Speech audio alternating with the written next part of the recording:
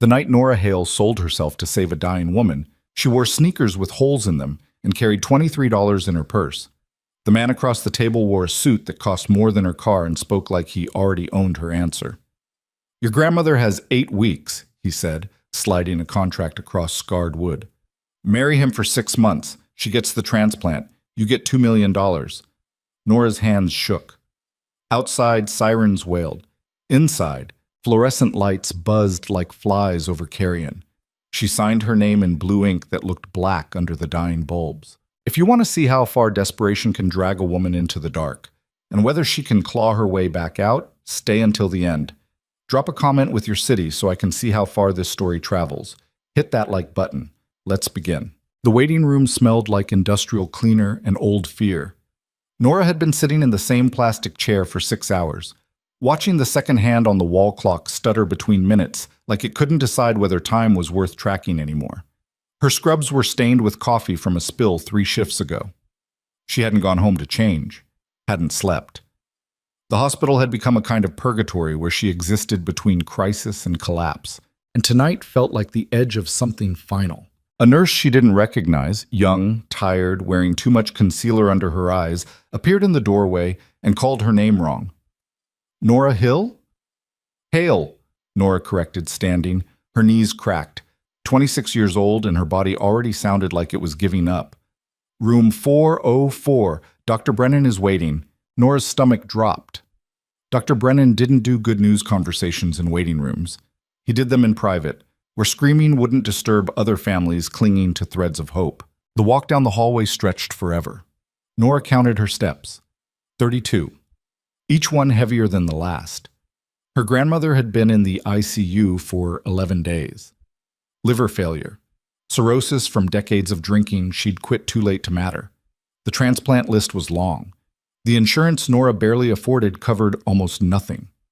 Every day her grandmother turned a little more yellow, a little more confused, a little closer to gone. Dr. Brennan sat behind a desk cluttered with files and a coffee mug that said, "World's Okayest Doctor." He was 50-something, balding, with the kind of exhausted eyes that had delivered too much bad news to too many people who couldn't afford to hear it. "Sit," he said. Not unkindly. Nora sat. "Your grandmother's MELD score is 28. She needs a transplant within 8 weeks, maybe less. Without it." He didn't finish, didn't need to. "How much?" Nora's voice came out flat. She'd learned not to waste energy on crying until she was alone. "The surgery, hospital stay, immunosuppressants for the first year, you're looking at $400,000, minimum. Your insurance won't cover it." "No." Nora stared at the wall behind him. There was a painting of a beach. Stupid. Who wanted to look at a beach while discussing death? "There are programs," Dr. Brennan said, shuffling papers like they might contain miracles. "Charity funds, payment plans. I make $32,000 a year as a nursing assistant. I'm already working doubles. I've got $18,000 in student loans and a car that's about to die." Nora's laugh was sharp enough to cut. "What payment plan covers $400,000 for someone like me?" Dr. Brennan's silence was its own answer. Nora stood. "Can I see her?" Of course. Her grandmother looked small in the hospital bed. 71 years old, skin the color of old paper left too long in sunlight. Her name was Ruth, and she'd raised Nora after Nora's parents died in a car wreck when she was 9. Ruth had been a drinker then, but she'd tried. She'd failed a lot, but she'd tried. And when she finally got sober at 63, she'd cried and apologized for every missed school play, every forgotten birthday. Every morning, Nora had made her own breakfast because Ruth was too hungover to stand. Nora forgave her. Some people didn't deserve forgiveness, but Ruth had earned it in the end. Now Ruth was dying because she'd destroyed her liver before she learned to stop, and Nora didn't have $400,000. Didn't have $4,000. Had $1,847 in her checking account and a maxed-out credit card. She held Ruth's hand. It felt like holding paper, thin, fragile, ready to tear. "Hey, Grandma," Nora whispered. Ruth's eyes fluttered. "Nora? I'm here." "You look tired." "I'm okay." "Liar." Ruth's smile was weak. "You were always a terrible liar." Nora squeezed her hand gently. "You need to rest." "I've been resting. I'm tired of resting." Ruth's breathing was labored, wet-sounding. You need to live your life, honey. Stop spending it here. I'm not leaving you. You might have to. Nora's throat closed. She kissed Ruth's forehead and left before the tears came. She made it to the parking garage before her knees gave out. She sat on the concrete, back against a pillar, and sobbed until her ribs ached and her head pounded, and the world felt like it was made of edges sharp enough to draw blood. When she finally stood, her phone buzzed. Unknown number. She almost didn't answer, but desperation made people do stupid things, so she swiped. Nora Hale? The voice was smooth, professional, male. Not a telemarketer. Something else. Who's asking? Someone who can help your grandmother. Nora's blood went cold. How do you Moretti's Coffee Shop, corner of 5th and Brennan, 9 p.m. tonight. Come alone. I'm not... You have 8 weeks. I have a solution. Your choice. The line went dead. Nora stared at her phone. Every instinct screamed scam, danger, run. But desperation didn't listen to instinct. Desperation was a drowning woman grabbing at anything that looked like it might float. At 8:47 p.m., Nora walked into Moretti's. It was the kind of place that had been dying slowly for decades. Cracked vinyl booths, a coffee pot that smelled burned, a waitress who looked like she'd stopped caring about tips around the time Reagan was president. 3 customers total. 2 looked homeless. 1 looked expensive. The expensive one sat in the back booth. Mid-40s, dark suit, darker eyes. He had the kind of face you forgot 5 minutes after seeing it, which probably meant he'd worked hard to cultivate that quality. He gestured to the seat across from him. Nora sat. I should have brought a friend. You should have, but you didn't. He slid a folder across the table. Your grandmother needs a transplant. You can't afford it. I can. In exchange for what? Your time. Nora laughed. It sounded bitter even to her own ears. If you think I'm not that kind of time. His expression didn't change. 6 months of your life. A marriage contract. Completely above board, legally binding. You marry my employer, live in his home, play the role of devoted wife.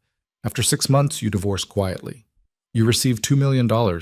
Your grandmother receives her transplant within the week, all expenses covered. Nora's heart hammered against her ribs.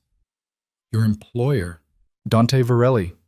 The name meant nothing to her. She said so. The man's smile was thin. That's probably why you were chosen. Chosen for what? Who is he?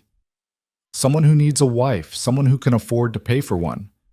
This is insane. This is an opportunity. He opened the folder. Inside was a contract, dense with legal language Nora couldn't parse in the dim light. You have 8 weeks.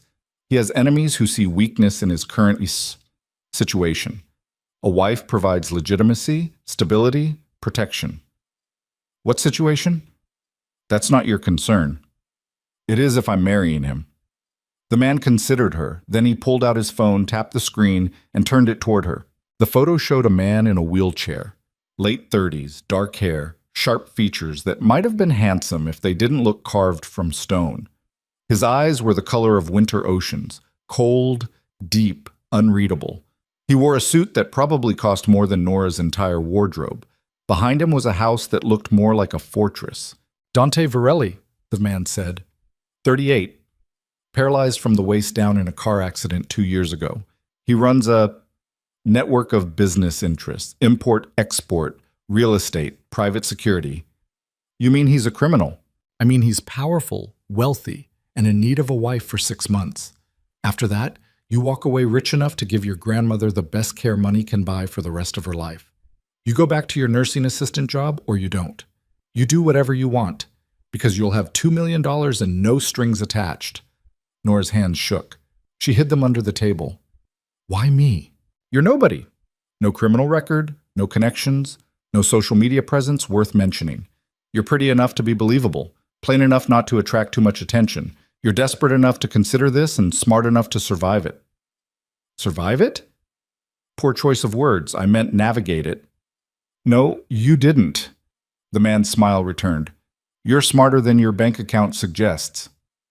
Is he dangerous? He's in a wheelchair. That's not an answer. It's the only answer you're getting tonight. He tapped the contract. You have 24 hours to decide. Sign, and your grandmother gets her transplant within 72 hours. Walk away, and we never contact you again. But Nora, he leaned forward, you won't get another offer like this. Not in 8 weeks. Not in 8 years. This is the life raft. You can climb in or you can drown. But don't lie to yourself about having other options. He stood, dropped a business card on the table, and walked out. Nora sat alone in the dying coffee shop, staring at a contract that promised salvation and reeked of damnation. Outside, rain started to fall. Inside, the fluorescent lights buzzed and flickered like they were trying to Morse code a warning. She thought about Ruth, yellow and fading. She thought about $1,847 and 8 weeks. She thought about a man in a wheelchair with winter ocean eyes and the kind of money that could buy anything, including a wife stupid enough to sign her name on the dotted line. At 11:34 p.m., Nora called the number on the business card. I'll do it, she said. Smart girl, the man replied. A car will pick you up tomorrow at noon. Pack light. You won't need much. The line went dead. Nora went home to her apartment, a studio with a leaking faucet and a neighbor who screamed at his girlfriend every Thursday, and packed everything she owned into 2 duffel bags. She didn't sleep. She stared at the ceiling and wondered if she'd just sold her soul or saved the only person who'd ever loved her. Maybe both. At noon, a black town car pulled up outside her building. The driver didn't speak. He opened the door and Nora climbed in, feeling like she was attending her own funeral. They drove for an hour into the hills outside the city, where houses became estates and estates became kingdoms.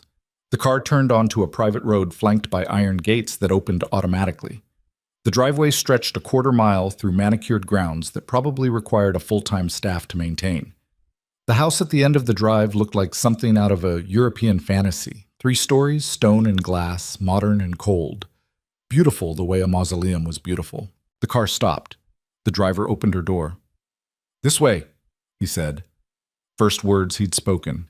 Nora followed him through a front entrance large enough to park a bus in.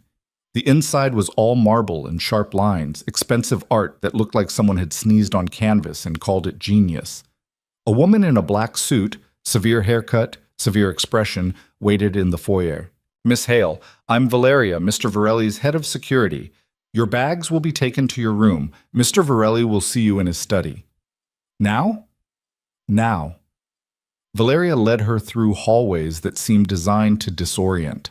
Left, right, up a flight of stairs, down a corridor lined with windows overlooking gardens that looked like they'd been sculpted by someone who hated joy. Finally, they stopped at a set of double doors. Valeria knocked once, then opened. The study was larger than Nora's entire apartment. Floor-to-ceiling bookshelves, a desk that looked carved from a single piece of black wood, windows that overlooked the city below like a god surveying his kingdom. And in the center of the room, in a wheelchair that probably cost more than a car, sat Dante Varelli. The photo hadn't done him justice, or maybe it had done him too much. In person, he was sharp edges and controlled violence. Even sitting, even paralyzed, he radiated the kind of power that made the air feel heavier. His suit was dark gray, perfectly tailored. His hands rested on the armrests like he was gripping a throne. When he looked at her, Nora felt dissected. You're late, he said. His voice was low, rough, like gravel under expensive shoes. Nora checked her watch. I'm 2 minutes early. My time is worth more than yours. Early is on time is late. Good thing I'm not here to impress you. Something flickered in his eyes. Amusement? Annoyance? Hard to tell. Valeria, leave us. The door closed. Nora stood in the middle of the study, refusing to look away from him. If he wanted her intimidated, he'd have to work harder. Sit, Dante said. I'm fine standing. It wasn't a request. Nora sat in the chair across from his desk. It was lower than his wheelchair, forcing her to look up. Power play. Obvious. Effective. You understand the terms? Dante asked. 6 months. Fake marriage. I play the doting wife. You pay me $2 million. My grandmother gets her transplant. Correct. You'll live here. You'll attend events as my wife. You'll smile. You'll be charming. You'll make people believe this is real. In private, we maintain separate lives. You have your own room, your own space. I don't expect, he paused, intimacy. Good, because that wasn't part of the deal. You'll follow instructions. You'll do exactly what I say. When I say it, you'll lie convincingly. You'll make my enemies believe I'm stronger than they think. Your enemies? Everyone has enemies, Miss Hale. Mine just have better funding. What happens if I can't do this? If I can't lie well enough? Dante leaned back. Then you'll have failed. Your grandmother will die, and you'll owe me a considerable amount of money for breach of contract. But I don't think you'll fail. You're here, aren't you? You've already made the hard choice. Everything after this is just acting. What happened to you? Nora asked. His expression went cold. That's not your business. You're asking me to marry you. It's a little bit my business. I'm paying you to marry me. There's a difference. And the answer is a car accident, spinal injury, T10 complete. I've been in this chair for 2 years, and I'll likely be in it for the rest of my life. Does that satisfy your curiosity? Not really. Too bad. He pressed a button on his desk. The door opened. Valeria reappeared. Show Miss Hale to her room. Make sure she understands the house rules. Tomorrow morning, 8 a.m., we'll begin preparations. Preparations for what? For our wedding. We're getting married in 4 days. Nora's stomach lurched. 4 days? The longer we wait, the more questions people ask. Speed implies authenticity, passion, true love. His smile was sharp enough to cut. We're madly in love, Miss Hale. Try to remember that. Valeria led Nora back through the maze of hallways to a bedroom on the second floor. It was larger than her apartment, decorated in shades of cream and gray that felt more like a hotel than a home. A bathroom with marble counters, a closet the size of a small garage, a bed that looked like it had never been slept in. House rules, Valeria said, her voice clipped. Mr. Varelli's private quarters are on the 3rd floor. You don't go there without permission. The West Wing is off limits. Staff will handle meals, cleaning, laundry. You don't wander the grounds without notifying security. You don't speak to the press. You don't make phone calls without clearing them first. You don't do anything without permission. Got it. Valeria's eyes narrowed. This isn't a joke, Miss Hale. There are people who would kill to know who you are and why you're here. Your safety depends on following the rules. Who would want to kill me? I'm nobody. You're nobody who's about to become Mrs. Dante Varelli. That makes you a target. Nora's throat went dry.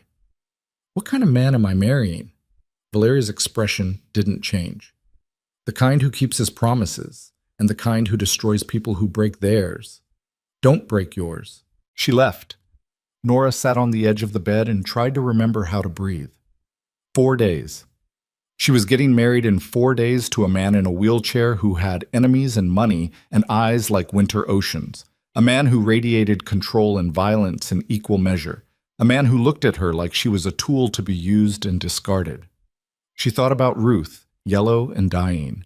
She thought about $2 million.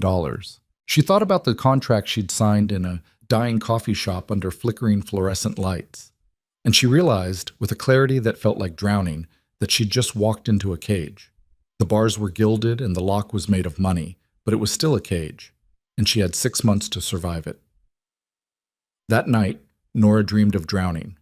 She woke at 3 a.m., gasping, and stared at the ceiling of a room that cost more than she'd ever earned in her life. Somewhere in this fortress, a man in a wheelchair sat in the dark, planning something she didn't understand. Somewhere in a hospital, her grandmother faded a little more. And somewhere between those 2 points, Nora Hale had disappeared into a life that wasn't hers, wearing a ring she hadn't earned, about to speak vows she didn't mean. At 8 a.m., Valeria knocked on her door. Time to meet the family, she said. He has family? He has associates. People who need to believe this is real. Get dressed, look expensive. Nora showered, then stared at the closet. Someone had filled it overnight with clothes she'd never bought. Dresses, blouses, slacks, all in her size, all designer labels she'd only seen in magazines. She chose a simple black dress and heels that made her ankles wobble. Valeria led her to a dining room that could seat 20. At the head of the table sat Dante in his wheelchair. Around him sat 6 men in suits that screamed money and violence. They stopped talking when Nora entered. Gentlemen, Dante said, his voice carrying the weight of a command. My fiancée, Nora Hale. 6 pairs of eyes assessed her. Nora felt like a specimen under glass. Sit, Dante said, gesturing to the chair beside him. Nora sat. A staff member she hadn't noticed before poured her coffee. Nora, these are my associates. You'll see them often. You'll smile and be polite and remember nothing they say. One of the men, older, gray-haired, with the kind of face that had seen too much and enjoyed most of it, leaned forward. Where'd you find her, Dante? Does it matter? It matters that she showed up out of nowhere. People will ask questions. Let them ask. We met through mutual friends. We fell in love. It's nobody's business beyond that. She's pretty enough, another man said, his tone making it clear that was the only compliment she'd get. Nora set down her coffee cup hard enough to make it click against the saucer. I'm also sitting right here. Silence. Dante's smile was small, dangerous. My fiancé doesn't suffer fools. I find it charming. I find it risky, the gray-haired man said. Your opinion is noted, Marco. Dante's tone made it clear the discussion was over. The wedding is in 4 days. Small ceremony, immediate family only. Nora will be briefed on names and faces. After that, we have the reception. 200 guests, full press coverage. This needs to look real. It needs to feel real. Anyone who doubts it becomes a problem. Are we clear? 6 nods. Nora felt like she was watching a play she didn't have the script for. The breakfast ended. The men filed out. Dante remained staring at Nora with an intensity that made her want to run. You did well, he said. I didn't do anything. Exactly. You didn't flinch. You didn't apologize for existing. That's more than most people manage in a room with men like that. What kind of men are they? The kind who built empires on other people's failures. The kind who respect strength and devour weakness. He wheeled closer. You're going to meet a lot of people like that over the next 6 months. You'll smile, you'll charm them, and you'll never let them see you afraid. Because the moment they sense fear, they'll test you. And if you break, this whole thing falls apart. And if I don't break, then maybe you'll survive this with more than just money. Like what? Dante's smile was cold. Like your dignity, maybe even your life. He wheeled away, leaving Nora alone in a dining room that felt like a mausoleum. Over the next 3 days, Nora was drilled. Valeria taught her names, faces, histories. Marco Salvetti, Dante's second-in-command, loyal but ruthless. Luca Andretti, financial strategist, barely trusted.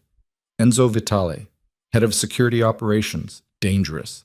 A dozen more names, each with their own carefully curated role in Dante's empire. She learned how to walk in heels without looking like a newborn deer, how to smile without it reaching her eyes, how to answer questions without actually saying anything. She learned that Dante woke at 5 a.m. and spent 2 hours in physical therapy, pushing his body through routines that left him drenched in sweat and trembling with effort. She learned that he rarely slept more than 4 hours a night, that he read contracts like some people read novels, that he controlled his empire from a wheelchair with more precision than most men managed with full use of their legs. She learned that the West Wing, off limits to her, housed a gym, a medical suite, and rooms she wasn't allowed to ask about. She learned that people feared Dante Varelli not because he was violent, but because he was patient. He didn't strike fast, he struck perfectly. On the morning of the wedding, Nora stood in front of a mirror in a dress that cost more than her car, staring at a stranger. The dress was ivory silk, simple, elegant, designed to make her look like she belonged in this world. Her hair had been styled by someone who clearly thought she was a canvas. Her makeup was flawless. She looked expensive. She looked like someone else. Valeria appeared in the doorway. It's time. The ceremony took place in Dante's private garden. 20 guests, a judge who asked no questions. Vows that felt like lies. Nora spoke with a steady voice, because breaking now wasn't an option. Dante sat in his wheelchair at the altar, wearing a black suit that made him look like a king holding court. When Nora reached him, he took her hand. His grip was firm, warm, real. Do you, Dante Varelli, take Nora Hale to be your lawfully wedded wife? I do. Do you, Nora Hale, take Dante Varelli to be your lawfully wedded husband? Nora looked into winter ocean eyes and saw something she couldn't name. Control. Calculation. And underneath it something raw and burning. I do, she said. You may kiss the bride. Dante pulled her down gently, his hand on the back of her neck, and kissed her. It was brief, controlled, nothing like passion, but it sent electricity through Nora's veins because it was real in a way nothing else about this moment was. When he pulled back, his eyes held hers. "Welcome to the family, Mrs. Varelli," he said. And Nora realized, with a terror that tasted like copper, that she'd just chained herself to a man who owned everything in his world, including now her. The reception was that night. 200 guests in ballrooms that dripped with wealth. Politicians, businessmen, people whose names Nora recognized from news reports about corruption scandals and unsolved crimes. They shook her hand, kissed her cheek, told her how lucky she was. She smiled until her face hurt. Dante stayed at her side, his wheelchair a throne, his presence a shield. When people asked how they met, he told a story about a charity gala and love at first sight. He lied with the ease of someone who'd been doing it his whole life. Nora played her part, laughed at jokes that weren't funny, pretended to be madly in love with a man she'd known for 4 days. And then, 3 hours into the reception, a woman appeared. She was beautiful in the way that stopped conversations. Tall, dark hair, red dress that looked painted on. She walked straight to Dante, ignoring Nora completely. "Dante," she said. Her voice was honey and poison. Dante's expression didn't change, but Nora felt him tense. "Isabella, you didn't invite me to your wedding. I'm hurt. You weren't on the guest list. I was almost your wife once. That should count for something." Nora's stomach dropped. She looked at Dante. "Who?" "Isabella Corsi," the woman said, turning to Nora with a smile that didn't reach her eyes. "Dante's ex-fiancée. We were engaged before his accident." She glanced at the wheelchair. "Such a tragedy. I'm sure you're very happy together." Dante's voice was ice. "You need to leave. I just wanted to meet the woman brave enough to marry you, or desperate enough." Isabella's eyes raked over Nora. "Which are you, darling?" Nora's pulse hammered. Every instinct screamed to run, to hide, to disappear. But she thought about Ruth, about $2 million, about the contract she'd signed. She stepped closer to Dante, put her hand on his shoulder, and looked Isabella dead in the eye. "I'm the woman he chose," Nora said. "That's all that matters." Isabella's smile turned sharp. "We'll see." She walked away, leaving a wake of whispers. Dante's hand covered Nora's. "Well done." "Who is she?" "Someone who doesn't matter anymore." "She seems to think she does." "She's wrong." Dante's grip tightened. "Forget her." But Nora couldn't, because Isabella Corsi had looked at her like she was temporary, like she was a placeholder, like she was already dead. The reception ended at midnight. Guests filtered out, drunk and satisfied. Nora's feet screamed from hours in heels. Her face ached from smiling. Dante wheeled beside her as they returned to the house. In the elevator to the second floor, he spoke. "You survived." "Barely. Barely is enough." He looked at her. "Tomorrow, things get harder." "How can they get harder than this?" "Tomorrow, you meet the press. Tomorrow, the world knows you're mine. And tomorrow, my enemies start looking for ways to use you against me." Nora's exhaustion cracked into something sharper. "You said I'd be safe." "You will be, as long as you follow the rules." The elevator doors opened. "Get some sleep, Mrs. Varelli. You'll need it." He wheeled away, disappearing down the hallway. Nora went to her room, locked the door, and collapsed on the bed still wearing her wedding dress. She'd married a stranger. She'd stepped into a war she didn't understand. And somewhere in the dark, Isabella Corsi was planning something that would shatter everything. Nora closed her eyes and waited for the morning, and whatever hell it would bring. The morning after the wedding, Nora woke to someone pounding on her door. Her head throbbed. The wedding dress lay crumpled on the floor where she'd finally peeled it off at 3 a.m. Sunlight knifed through the curtains like it had a personal vendetta. "Mrs. Varelli," Valeria's voice, sharp as broken glass. "You have 15 minutes." Nora groaned into the pillow. 15 minutes for what? "Press conference, downstairs. Don't be late." Footsteps retreated down the hallway. Nora dragged herself upright, every muscle protesting. Her reflection in the bathroom mirror looked like something dragged behind a truck. Mascara smudged under her eyes, hair a disaster, lips still tasting like champagne and regret. She showered fast, threw on the first dress she found that looked respectable, and made it downstairs in 14 minutes. The main foyer had been transformed into a media circus. Cameras, lights, reporters with microphones and hungry eyes, at least 30 of them, crowded into a space that suddenly felt suffocating. At the center of it all sat Dante in his wheelchair, wearing a charcoal suit and an expression that could have been carved from marble. He saw her and something flickered across his face. Annoyance? Relief? Hard to tell. "There she is," he said, his voice carrying over the noise. "My wife." The cameras swiveled. Flashes erupted like gunfire. Nora's heart kicked into overdrive, but she forced her feet to move, forced a smile onto her face, forced herself to cross the room and stand beside him like this was normal, like she belonged here. Dante's hand found hers. His grip was warm, firm, possessive. He pulled her down slightly so he could kiss her cheek. "Smile," he murmured against her skin. "They can smell fear." Nora smiled wider. A reporter in the front row, blonde, aggressive, microphone thrust forward like a weapon, fired the first question. "Mr. Varelli, this marriage seems sudden. How long have you and Miss Hale been together?" "Mrs. Varelli," Dante corrected, his tone pleasant and dangerous. "And we've been together long enough to know we wanted forever. Love doesn't operate on schedules. Some people are saying this is a business arrangement. Some people will say anything to sell papers." Dante's smile was all teeth. "My wife and I are very much in love."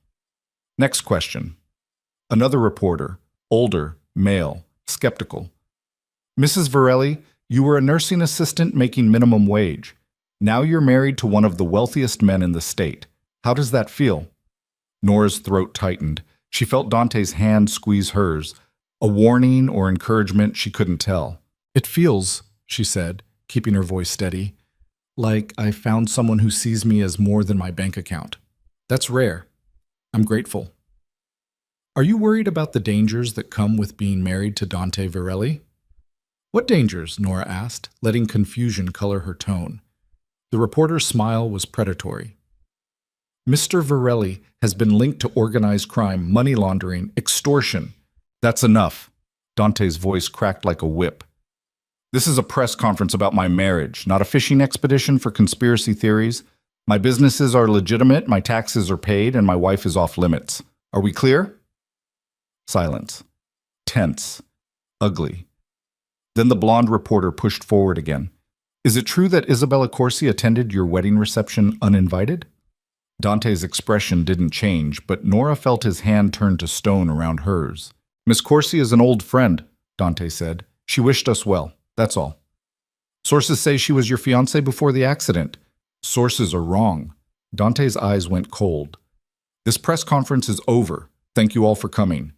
Valeria appeared like a shadow, ushering reporters toward the door. They went reluctantly, still shouting questions, still snapping photos. Nora stood frozen until the last camera disappeared. Dante released her hand and wheeled away without a word. Nora followed him. "Wait. Not now. You just threw me to the wolves with zero warning." Dante spun his wheelchair around so fast she almost collided with it. "You handled it. That's what you're here for, to handle it." "I'm here because you're paying me, not because I signed up to be interrogated by vultures." "Welcome to my world, Mrs. Varelli. It doesn't get easier from here." "Then maybe you should have warned me." "I did. I told you things would get harder. You thought I was joking." His laugh was bitter. "This is your life now. Cameras, questions, people digging for dirt.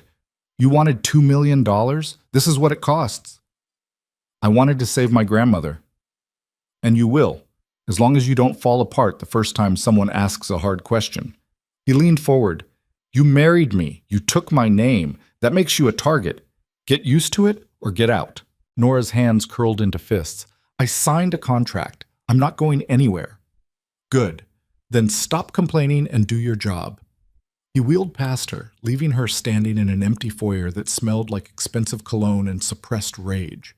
Nora wanted to scream, wanted to throw something, wanted to walk out the front door and never look back. Instead, she went to her room, locked the door, and called the hospital. Ruth was stable. The transplant was scheduled for next week. Everything was moving forward exactly as promised.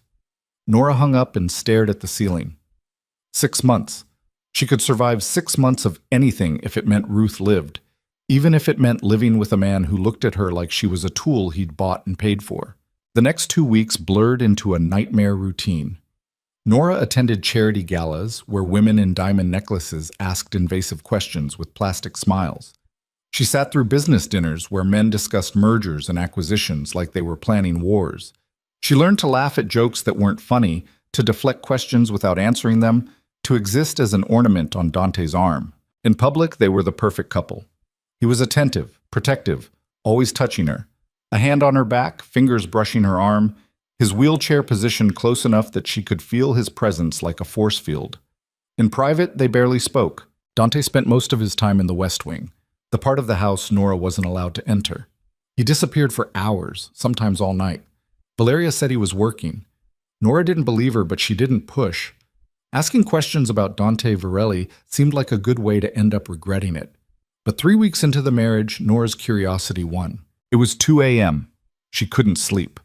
The house was silent except for the hum of climate control and the distant sound of something heavy hitting something else repeatedly. Rhythmic, methodical. Nora got up, pulled on a robe, and followed the sound. It led her to the West Wing, to a door marked Gym in brass letters. Light spilled from underneath. She knew she shouldn't, knew the rules, knew that Dante had made it clear this part of his life was none of her business. She opened the door anyway. The gym was massive. Weight machines, treadmills, a boxing ring in the corner, and in the center a set of parallel bars. Dante was there, shirtless, drenched in sweat, pulling himself along the bars with his arms. His legs hung useless below him, but his upper body was all muscle and controlled violence. He moved with brutal determination, dragging himself forward inch by inch, his face twisted in concentration and pain. Nora watched, frozen. He reached the end of the bars, gripped the support, and tried to pull himself upright. His legs trembled, barely, just a flicker of movement, but they didn't hold. He collapsed back into his wheelchair, breathing hard, and slammed his fist into the armrest. Fuck! Nora should have left, should have backed out quietly before he noticed, but she didn't. "How long have you been doing this?" she asked. Dante's head snapped up. For a moment he looked like he might throw something at her. Then his expression went cold. "What are you doing here?" "I heard a noise. I got curious." Curiosity is a liability in this house. He grabbed a towel, wiping sweat from his face. "Go back to bed." "How long?" Nora repeated. "Every night. For 2 years." He wheeled toward her, his eyes hard. "I do this every night because the doctor said I'd never walk again, and I don't accept that. I push until my body breaks, and then I push harder. That's what you just saw. Satisfied? You're trying to walk again." Brilliant deduction. "Can you?" "Not yet. Maybe never. But I'll die before I stop trying." He stopped in front of her, close enough that she could smell sweat and something metallic, blood maybe, from hands rubbed raw on the bars. "Now get out.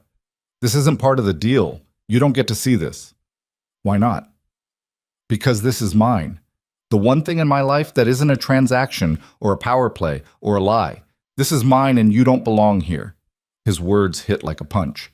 Nora took a step back. "I didn't mean to intrude." "Yes, you did. You chose to open that door. Own it." "Fine. I'm sorry." "Don't apologize. Just leave." Nora left. But she didn't go back to bed. She sat on the floor outside her room and thought about a man who spent every night fighting a war against his own body, refusing to surrender even when surrender made sense. It didn't make her like him, but it made her understand him a little better.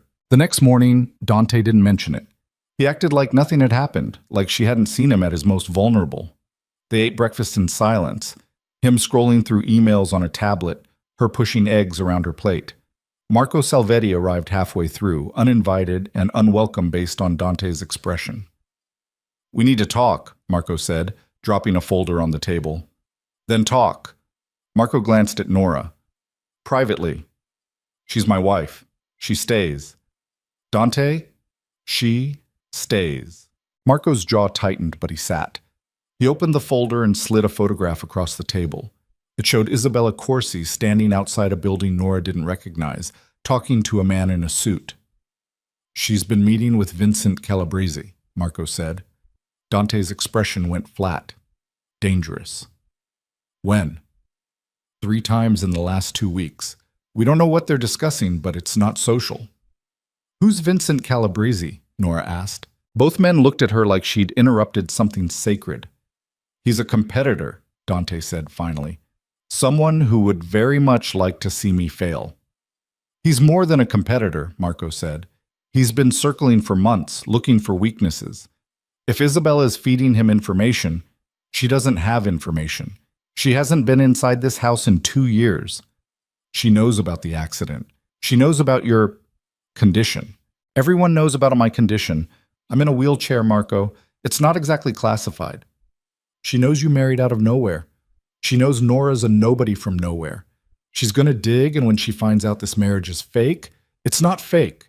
Dante's voice was ice. Legally, it's as real as any other marriage. Isabella can dig all she wants. She won't find anything. She found out about the wedding before we announced it. Someone's talking. Silence. Tense. Ugly. Dante looked at Nora. Have you spoken to anyone outside this house? No? Not a friend? Not a coworker from your old job? I don't have friends, and I quit my job the day I moved in here. Phone calls? Just the hospital, to check on my grandmother. Marco leaned forward. Who else knows about the transplant? Nora's pulse spiked. What are you implying? I'm asking a question. No one. It's private, between me and the hospital. And Dante's money paid for it. That creates a trail. A trail to what? To the truth. That you married him for money. That this whole thing is a contract. Nora's hands shook. She hid them under the table. You're paranoid. I'm careful. There's a difference. Dante raised a hand. Enough. Isabella can meet with whoever she wants. It doesn't change anything. We stay the course. Nora and I are in love, we're happy, and anyone who says otherwise is lying. And if someone proves otherwise, then I'll handle it, like I handle everything else. Marco stood. You're playing a dangerous game, Dante, with a lot of pieces you don't control. I control everything in my world, Marco, including my wife. Marco glanced at Nora. Something in his eyes looked almost like pity. Then he left. Nora waited until the door closed. What happens if he's right, if Isabella finds proof? She won't. But if she does, all right, then I'll destroy her. The same way I destroy anyone who threatens what's mine. I'm not yours. I'm an employee. Dante's smile was cold. You signed a contract that says you're my wife. For the next 5.5 months, you're exactly as mine as I need you to be. Don't forget that. He wheeled away, leaving Nora alone with the photograph of Isabella and a fear that tasted like metal. That night, Nora couldn't sleep again. She kept thinking about Marco's words. Someone's talking, but she hadn't talked, hadn't told anyone. The only people who knew the truth were her, Dante, and whoever had recruited her, unless someone else had figured it out. She got up, paced her room, tried to convince herself it didn't matter. 5.5 months. She could survive 5.5 months of anything. But the fear stayed, coiled in her gut like a snake. At midnight, her phone buzzed. Unknown number. She almost didn't answer, but something made her swipe. Hello? Nora Hale. The voice was female, smooth, familiar. Or should I say, Nora Varelli. Nora's blood went cold. Who is this? Isabella Corsi. We met at your wedding, briefly. How did you get this number? I have friends in useful places. We should talk. I have nothing to say to you. But I have things to say to you about your husband, about your marriage, about the lies you're living. I'm hanging up. Do that, and I'll go to the press. Tell them everything. Nora's hand tightened on the phone. You don't know anything. I know you were a nursing assistant 3 weeks ago. I know your grandmother needed a transplant you couldn't afford. I know Dante paid for it the same week you married him. That's a hell of a coincidence, don't you think? Nora's heart hammered against her ribs. What do you want? To meet. Tomorrow, noon. There's a cafe on Lexington, corner of 5th. Come alone. Don't tell Dante. Don't tell his security. Just you and me, having a conversation. And if I don't? Then I make a few phone calls. Journalists love a good scandal. Billionaire crime lord fakes marriage to desperate nurse. It practically writes itself. You can't prove anything. Isabella's laugh was sharp. I don't need to prove it. I just need to plant the seed. Dante's enemies will do the rest. They'll dig until they find the contract. They'll tear apart your life, your grandmother's medical records, every dollar Dante spent to buy you. And when it all comes out, you'll lose everything. The money, the marriage, your grandmother's transplant, All of it. Nora's throat closed. You're bluffing. Am I? Test me. See what happens. The line went dead. Nora sat on the edge of her bed, shaking. Her phone felt like a bomb in her hand.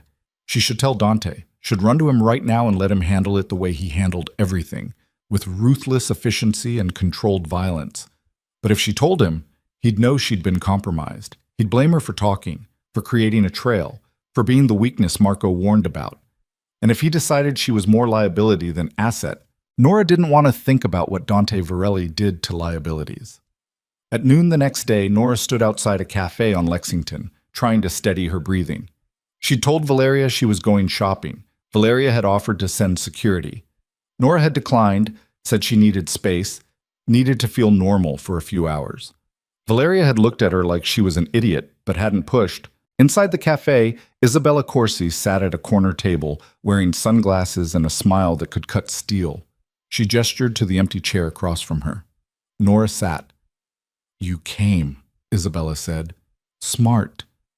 What do you want? To help you. Bullshit. Isabella's smile widened. You're smarter than you look. That's good. You'll need it. She slid a manila envelope across the table. Open it. Nora hesitated, then opened the envelope. Inside were photographs. Her and Dante at the wedding.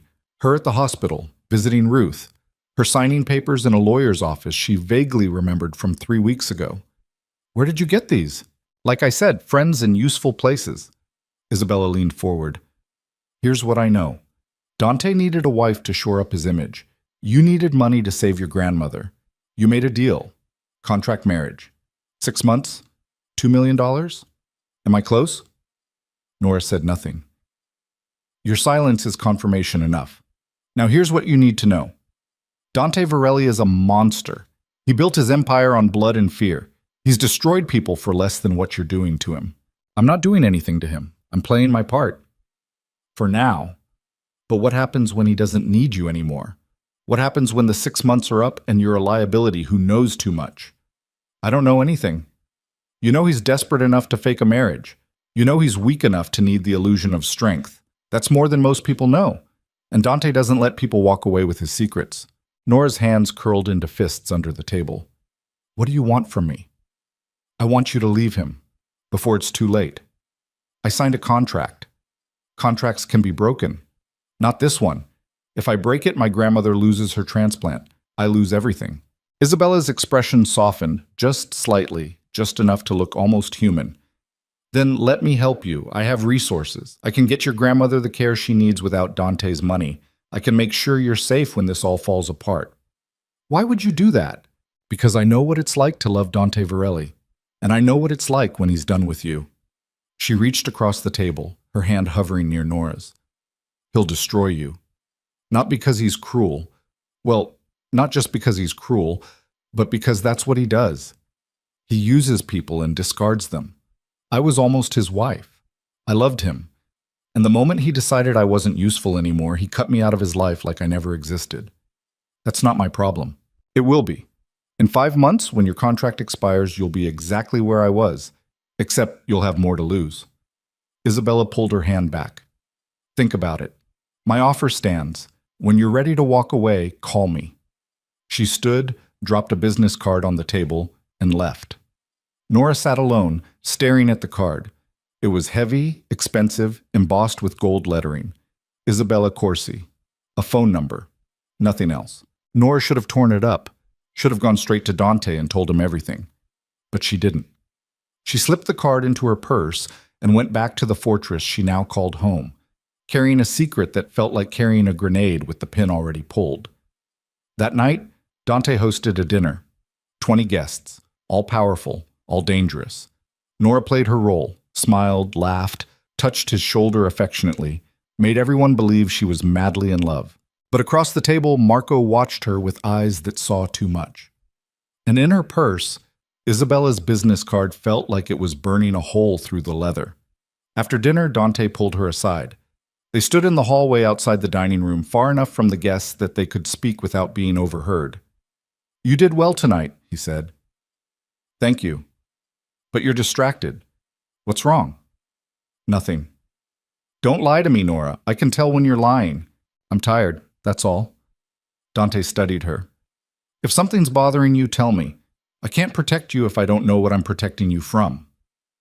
The words were almost kind. Almost. Nora looked at him, this man in a wheelchair who controlled empires, who fought his own body every night, who looked at her like she was a possession he'd purchased and intended to keep. She thought about telling him, about Isabella, the photographs, the offer. But then she thought about what Marco had said. Someone's talking. And if Dante thought for even a second that she was the one talking. I'm fine, she said. Just tired. Dante didn't look convinced, but he nodded. Get some rest. Tomorrow we have another event. Charity auction. Big money. Bigger egos. I need you sharp. I'll be ready. He wheeled away. Nora went to her room, locked the door, and pulled out Isabella's card. She stared at it for a long time. Then she hid it in the bottom of her jewelry box and tried to forget it existed. But forgetting was impossible. Because 3 days later, a journalist published an article. Dante Varelli's Mysterious Bride. Who is Nora Hale? The article was a hatchet job. It detailed Nora's background, her job as a nursing assistant, her financial struggles, her grandmother's medical crisis. It stopped just short of calling the marriage fake, but the implication was clear. The article went viral. By noon, Nora's phone was flooded with messages from numbers she didn't recognize. Reporters, bloggers, strangers demanding answers. Dante called an emergency meeting. Nora sat in his study, surrounded by Marco, Valeria, Luca, and half a dozen other men whose names she barely remembered. Everyone looked at her like she'd committed a crime. How did this happen? Marco demanded. I don't know, Nora said. Someone talked. Someone gave them this information. It wasn't me. Then who? I don't know. Dante raised a hand. Silence fell like a guillotine blade. The article is out, he said, his voice calm, controlled. We can't undo it. What we can do is control the narrative. How? Valeria asked. We give them a better story. Dante looked at Nora. Something real. Something they can't tear apart. Like what? Nora asked. Dante wheeled closer. Tonight, the charity auction. I'm going to stand. The room went silent. Dante, Marco said carefully, you can't. I can. I've been working toward this for 2 years. Tonight, I'm going to stand. I'm going to walk to the stage, and I'm going to dance with my wife in front of 200 people and a dozen cameras. If you fall, I won't fall. If you do, it'll destroy everything. They'll see weakness. They'll attack. Let them try. Dante's eyes were winter oceans, cold and merciless. I'm done hiding. I'm done letting people think I'm weak. Tonight, I prove I'm not. And Nora proves she's exactly where she wants to be. He looked at her. Can you do that? Nora's heart pounded. She thought about Isabella's offer, about the escape route sitting in her jewelry box.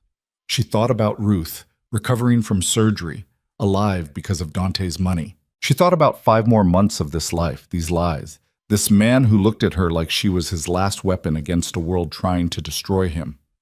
Yes, she said. I can do that. Dante's smile was sharp. Good, because after tonight, there's no going back. We're all in, together. And Nora realized, with a clarity that felt like drowning, that he was right. After tonight, everything would change, and there would be no way out except through the fire. The ballroom of the Grand Regency Hotel glittered like a jewelry box that had learned to hate itself. Crystal chandeliers threw fractured light across marble floors.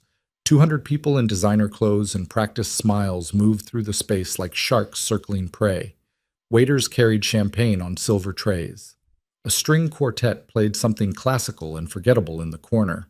The charity auction, supposedly raising money for children's hospitals, but really just an excuse for the wealthy to show off their wealth, was in full swing. Nora stood near the bar wearing a dress that cost more than she used to make in 6 months. Deep emerald silk that clung to her body like a second skin. Heels that made her calves scream. Hair pulled back so tight it gave her a headache. She looked expensive. She looked like she belonged. She felt like an imposter wearing someone else's life. Dante sat beside her in his wheelchair, wearing a black tuxedo that made him look like he owned the room, which, in a way, he did. Half the people here owed him money or favors or silence. The other half wanted to destroy him. Everyone smiled and shook his hand and pretended they were friends. Marco stood 3 feet away, scanning the crowd with eyes that never stopped moving. Valeria was somewhere in the room, invisible but present. Security disguised as guests watched from the corners. "You look terrified," Dante said quietly. "I'm fine." "You're gripping that champagne glass hard enough to shatter it." Nora forced her fingers to relax. "I'm just nervous." "Don't be. This is theater. All you have to do is follow my lead." "And if you fall?" His jaw tightened. "I won't fall. But if you do, then I get back up, same as I do every night in the gym when no one's watching." He looked at her. "You saw that. You know what I'm capable of. I know you're stubborn enough to break yourself trying. Stubborn is just another word for refusing to quit." He wheeled closer. "When I stand tonight, when I walk to that stage, everyone in this room is going to see that I'm not finished, that I'm still dangerous, still in control, and you're going to be standing right next to me, proving that I'm not alone. I'm an actress in your play. You're my wife. That's the only truth that matters tonight." A woman in a red dress approached. Senator Patricia Harmon, according to the briefing Valeria had drilled into Nora earlier. 60 years old, powerful committee assignments, rumored connections to organized crime. She smiled like a crocodile.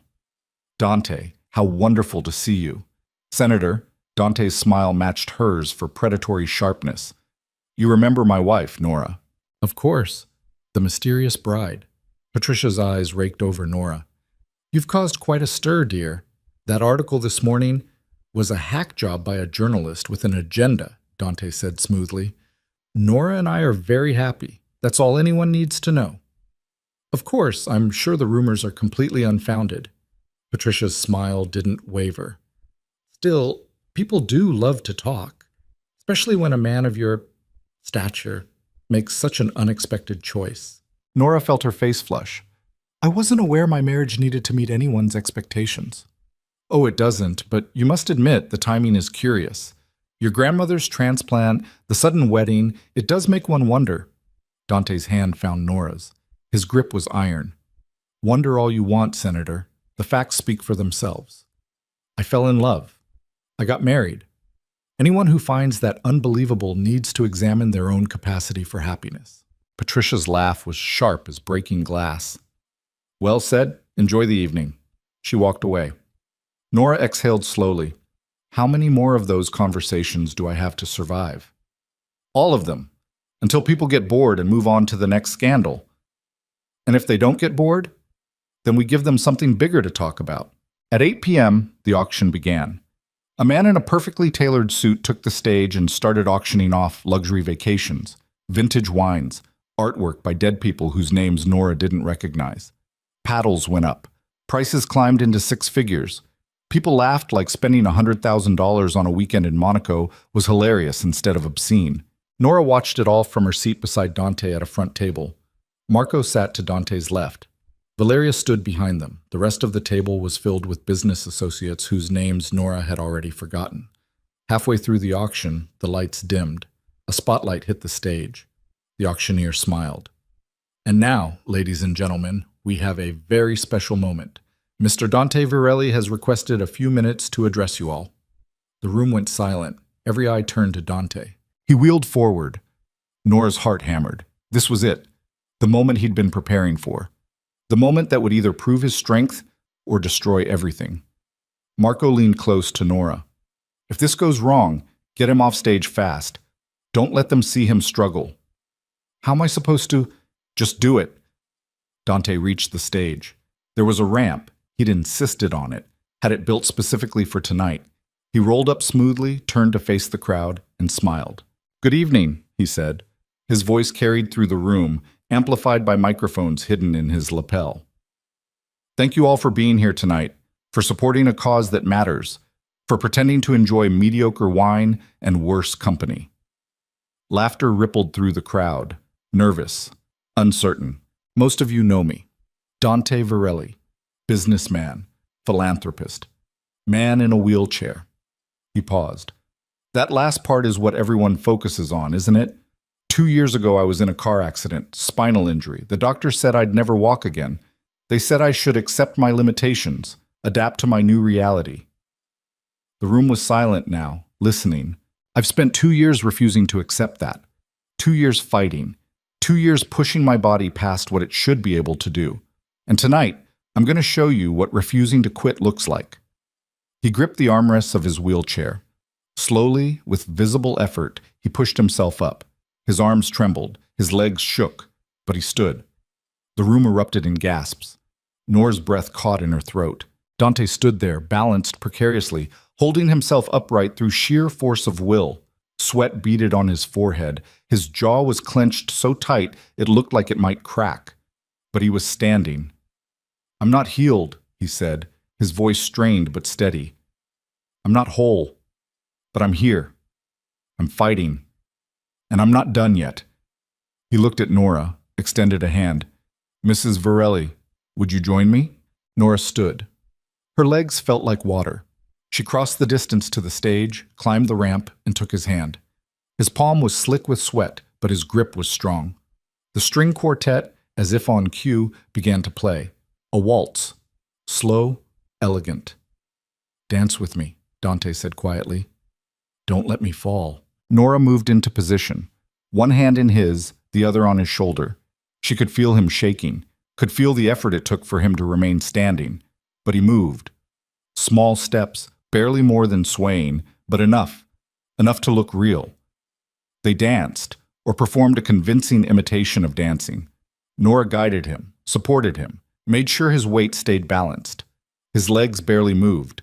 She was doing most of the work, keeping them both upright while making it look natural. The crowd watched in stunned silence. Cameras flashed. People whispered. Dante leaned close, his breath hot against her ear. "Thank you. Don't thank me yet. We're not done. We are after this song. I can't hold this much longer." "Then hold on for 30 more seconds." He did, barely. By the time the music ended, he was trembling so badly Nora thought he might collapse. But he stayed upright, smiled at the crowd. Let them applaud. Let them believe he was invincible. Then he sat back in his wheelchair, and the illusion shattered. He slumped forward, gasping. Nora knelt beside him. "Are you—" "Fine. Get me off stage." Valeria appeared like a shadow. Between the two of them, they wheeled him down the ramp and out a side door into a hallway that smelled like industrial carpet and old money. The moment the door closed, Dante's composure cracked. He leaned forward, hands gripping his thighs, and let out a sound that was half laugh, half sob. "I did it." "You did it," Nora confirmed. "Did it look real?" "It looked real." He laughed again. It sounded manic. "I can't feel my legs. They're on fire and I can't feel them. You need to rest." "I need a drink, and a hot shower, and about 12 hours of sleep." He looked up at her. "But we did it. We proved I'm not weak." "You proved you're insane. There's a difference." His smile was sharp. "Same thing in my world." Marco appeared in the hallway. "We need to go. Now." "What's wrong?" "Isabella Corsi just walked into the ballroom with a reporter from the Tribune. They're asking for you." Dante's expression went cold. "Asking or demanding?" "Demanding. She says she has information about your marriage, information the public deserves to hear." Nora's blood went ice. "She's going to tell them." "Tell them what?" Marco asked. "About the contract. About how this isn't real." Dante looked at her. "How would she know about the contract?" "I don't know. I didn't tell her. I swear I didn't." "But you spoke to her." Silence. Dante's voice dropped to something deadly. "When?" 3 days ago. She called me. She wanted to meet. She said she could help." "Help with what?" "She said you'd destroy me when the contract was up. She offered me a way out." "And you didn't think to tell me?" "I thought she was bluffing." Clearly she wasn't. Dante's hands curled into fists. "What did you tell her?" "Nothing. I swear. She already knew everything. About my grandmother, about the timing, about the money. She had photographs. Photographs of what?" "Me. At the hospital. At the lawyer's office. She had evidence." Marco swore. "Someone's been following her, building a case." "For how long?" Dante demanded. Weeks, maybe longer. Marco looked at Nora. Did she give you anything? A number? A way to contact her? Nora hesitated. Then she pulled Isabella's business card from her purse. Dante stared at it. You kept it. I didn't use it. But you kept it. You had a way to betray me, and you kept it. I wasn't going to betray you. Then why keep the card? Because I was scared. Because Marco said someone was talking, and I thought maybe it was me, and I didn't know what to do. Dante's laugh was bitter. So you kept a lifeline to my enemy, just in case. It wasn't like that. It was exactly like that. He looked at Marco. Where is she now? Still in the ballroom, with the reporter. They're waiting for you. Then let's not keep them waiting. Dante straightened in his wheelchair. Nora, you're coming with me. We're going to face this together. And you're going to convince that reporter and everyone else in that room that our marriage is real, that you love me, that Isabella Corsi is a jealous ex-fiancée spreading lies. What if I can't? Then we both lose everything. Your grandmother loses her transplant, I lose my empire, and you lose any chance of walking away from this with your dignity intact. He wheeled toward the ballroom. So I suggest you find a way to be very convincing.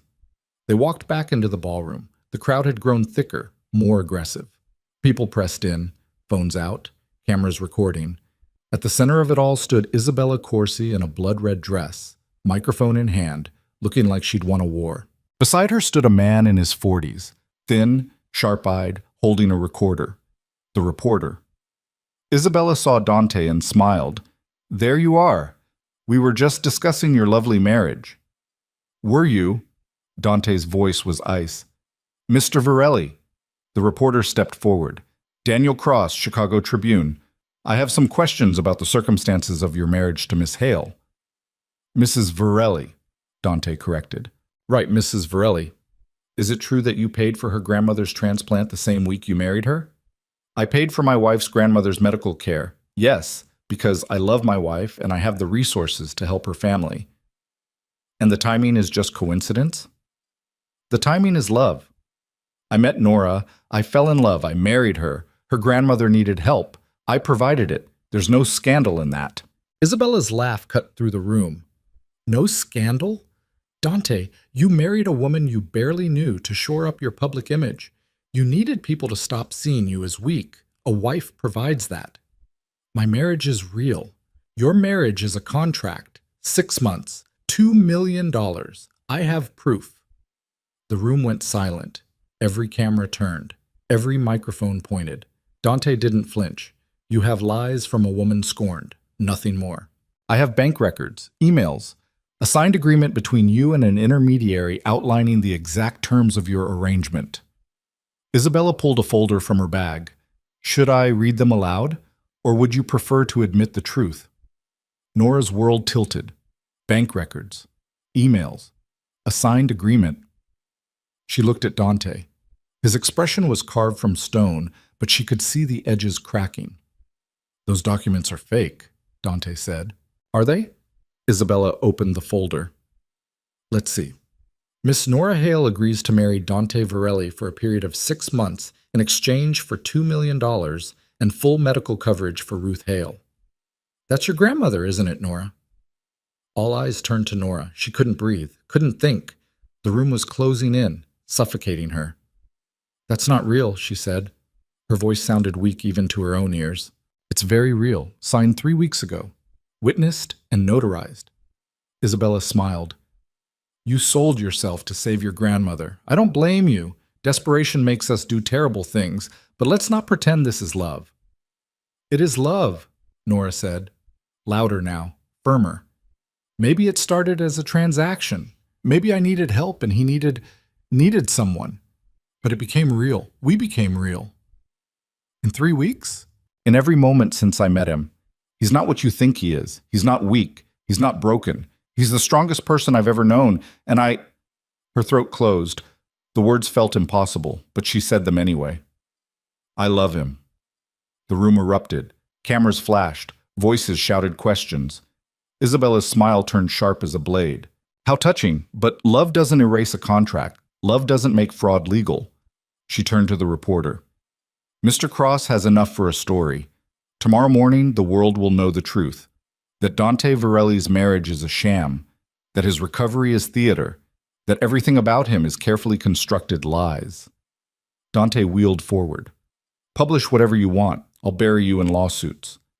I have documentation. Truth is a defense against libel. You have stolen property. Those documents are private. Using them is a crime. Exposing fraud is journalism. Destroying someone's life for a headline is opportunism. Dante's voice was deadly calm. But go ahead. Publish. See what happens. Isabella's smile didn't waver. I will. And when your empire crumbles, when your enemies smell blood and come for you, remember this moment. Remember that I warned you, that I gave you a chance to walk away with some dignity. I don't walk, Isabella. I haven't in 2 years, but I'm still standing. He looked at Nora. We're leaving. He wheeled toward the exit. Nora followed, her legs barely holding her upright. Behind them, the crowd roared with questions and accusations and the sound of something breaking that couldn't be repaired. They made it to the car. Marco drove. Valeria sat in front. Dante and Nora in back, separated by silence thick enough to drown in. I'm sorry, Nora said finally. Dante stared out the window. For what? For keeping the card. For meeting with her. For all of it. Are you sorry you lied to me or sorry you got caught? I didn't lie. I didn't tell you everything. Same thing. I was scared. So you made a deal with my enemy. Smart. I didn't make a deal. I just listened. And kept her number, just in case. He turned to look at her. His eyes were winter oceans again, cold and merciless. You want to know the difference between you and Isabella? She never pretended to be anything other than what she was. You stood on a stage tonight and told 200 people you loved me. Was any of that real? Or was it just better acting? Nora's throat closed. I meant it. Did you? Yes. Then prove it. How? By staying, by fighting, by standing next to me when that article comes out and everyone starts circling for blood. He leaned closer. Because tomorrow, when the world knows the truth, they're going to come after you harder than they come after me. They're going to call you a gold digger, a fraud, a desperate woman who sold herself for money.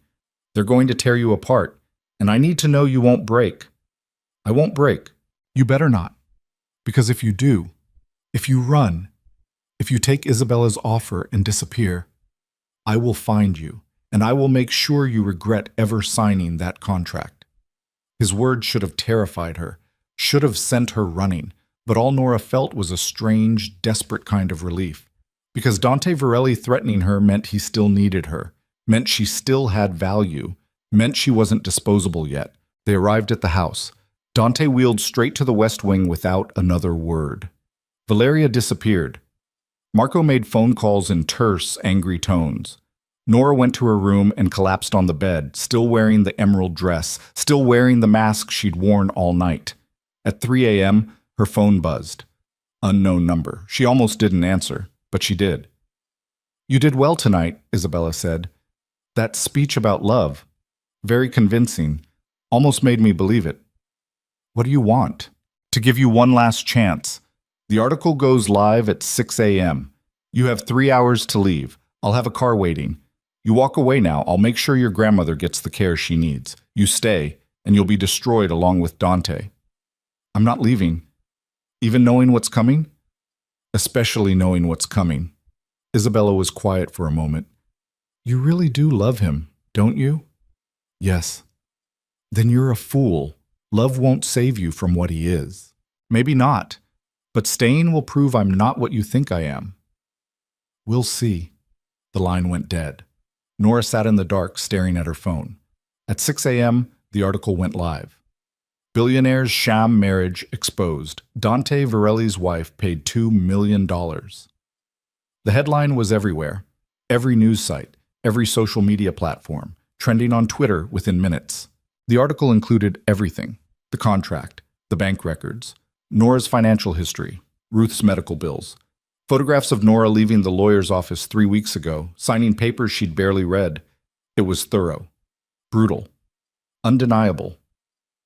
By 7 a.m., Nora's phone was exploding with calls, reporters, strangers, people from her old life she hadn't spoken to in years, suddenly interested in her story. She turned the phone off. At 8 a.m., Valeria knocked on her door. "Mr. Varelli wants to see you." Nora followed her to Dante's study. He sat behind his desk, staring at a laptop screen that showed the article. His expression was unreadable. "Sit," he said. Nora sat. "They have everything," Dante said. "The contract, the money trail, photos. They've built an airtight case." "I know. My lawyers say we can sue for theft of private documents, maybe win, but the damage is done, the truth is out." "What happens now?" Dante closed the laptop. "Now? Now my enemies smell blood. They'll come for me. They'll test me. They'll push to see if I'm weak. If I can't control my own house, they'll assume I can't control anything else. And me. You're a liability, a crack in the armor. They'll use you to get to me." "So what do I do?" Dante stood. Not from the wheelchair. He used his arms to pull himself upright, gripping the desk for support. He swayed, unsteady, but standing. "You stand next to me," he said. "You face the cameras. You tell them the truth. That yes, the marriage started as a contract, but it became real. That you love me. That I love you. That what we have now is worth more than how it started." "Will they believe it?" "I don't care if they believe it. I care that you sell it." He let go of the desk, took one shaking step toward her, then another. His legs trembled. His balance was precarious, but he walked 3 steps. Then he collapsed back into his wheelchair, gasping. But he'd walked. "I just proved I can stand," he said. "Now you need to prove you won't run. We do this together, or we both fall. Choose." Nora looked at him, this man who'd bought her, used her, turned her life into a battlefield. This man who fought his own body every night, who refused to quit even when quitting made sense. This man she'd somehow, impossibly, fallen in love with. "I choose you," she said. "Then get dressed. We have a press conference in 2 hours. And this time when they ask if you love me, you better make them believe it." Nora stood, started toward the door. "Nora." She stopped. "If you're lying, if this is just another performance, tell me now, because what comes next will be worse than anything you've faced so far." "I'm not lying." "Then prove it. Because my enemies are about to come for us with everything they have. And the only way we survive is if we're unbreakable. Together." Nora nodded and left. 2 hours later, she stood next to Dante's wheelchair in front of a room full of reporters who looked like they wanted to tear her apart with their teeth. The questions came fast and vicious. "Did you marry him for money?" "Yes," Nora said. "At first, I needed help. My grandmother was dying. Dante offered a solution. I took it." "So you admit the marriage is fake?" "I admit it started as a contract, but it's not fake anymore. Somewhere between the contract and now, it became real." "How can we believe that?" "Because I'm still here. The article came out.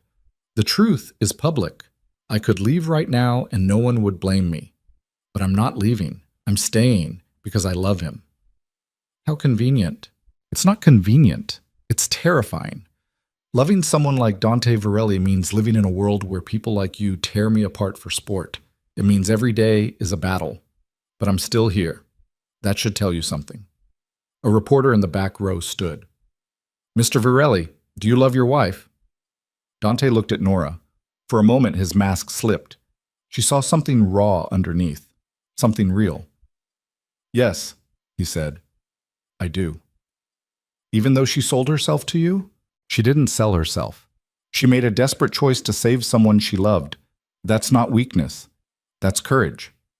And yes, I love her, more than I thought I was capable of loving anyone." The room erupted. More questions, more accusations. But Nora stopped hearing them, because Dante had just said he loved her in front of the world. And whether it was true or just another lie for the cameras, it changed everything. The press conference ended. They walked out together. Dante in his wheelchair, Nora beside him, cameras flashing like gunfire. In the car, Marco was waiting. His expression was grim. "Vincent Calabrese just made his move," he said. "He's challenging your control of the port operations. Says you're too weak to hold territory. Dante's jaw tightened. When? Tonight, midnight. The warehouse on Pier 9. He's bringing his whole crew. He wants a meeting. A meeting or an execution? Both, probably. Dante looked at Nora. Go home. Lock yourself in your room. Don't come out until I get back. What are you going to do? What I always do. Win. And if you don't? His smile was sharp as broken glass. Then you'll be a very wealthy widow. The contract pays out either way. He wheeled toward the waiting car. Nora grabbed his arm. Don't go. It's a trap. Of course it's a trap. That's why I have to go. If I don't, they'll know I'm scared. And scared men don't survive in my world. Then I'm coming with you. Absolutely not. You said we're in this together. That means I don't hide while you walk into an ambush. This isn't a press conference, Nora. This is violence, real violence, the kind that ends with people bleeding on concrete. Then I guess you better make sure we're not the ones bleeding. Dante stared at her, then impossibly he laughed. You're insane. I learned from the best. He shook his head. Fine. But you stay in the car. You don't get out. You don't interfere. You're a witness, not a participant. Understood? Understood. They drove to Pier 9 in silence.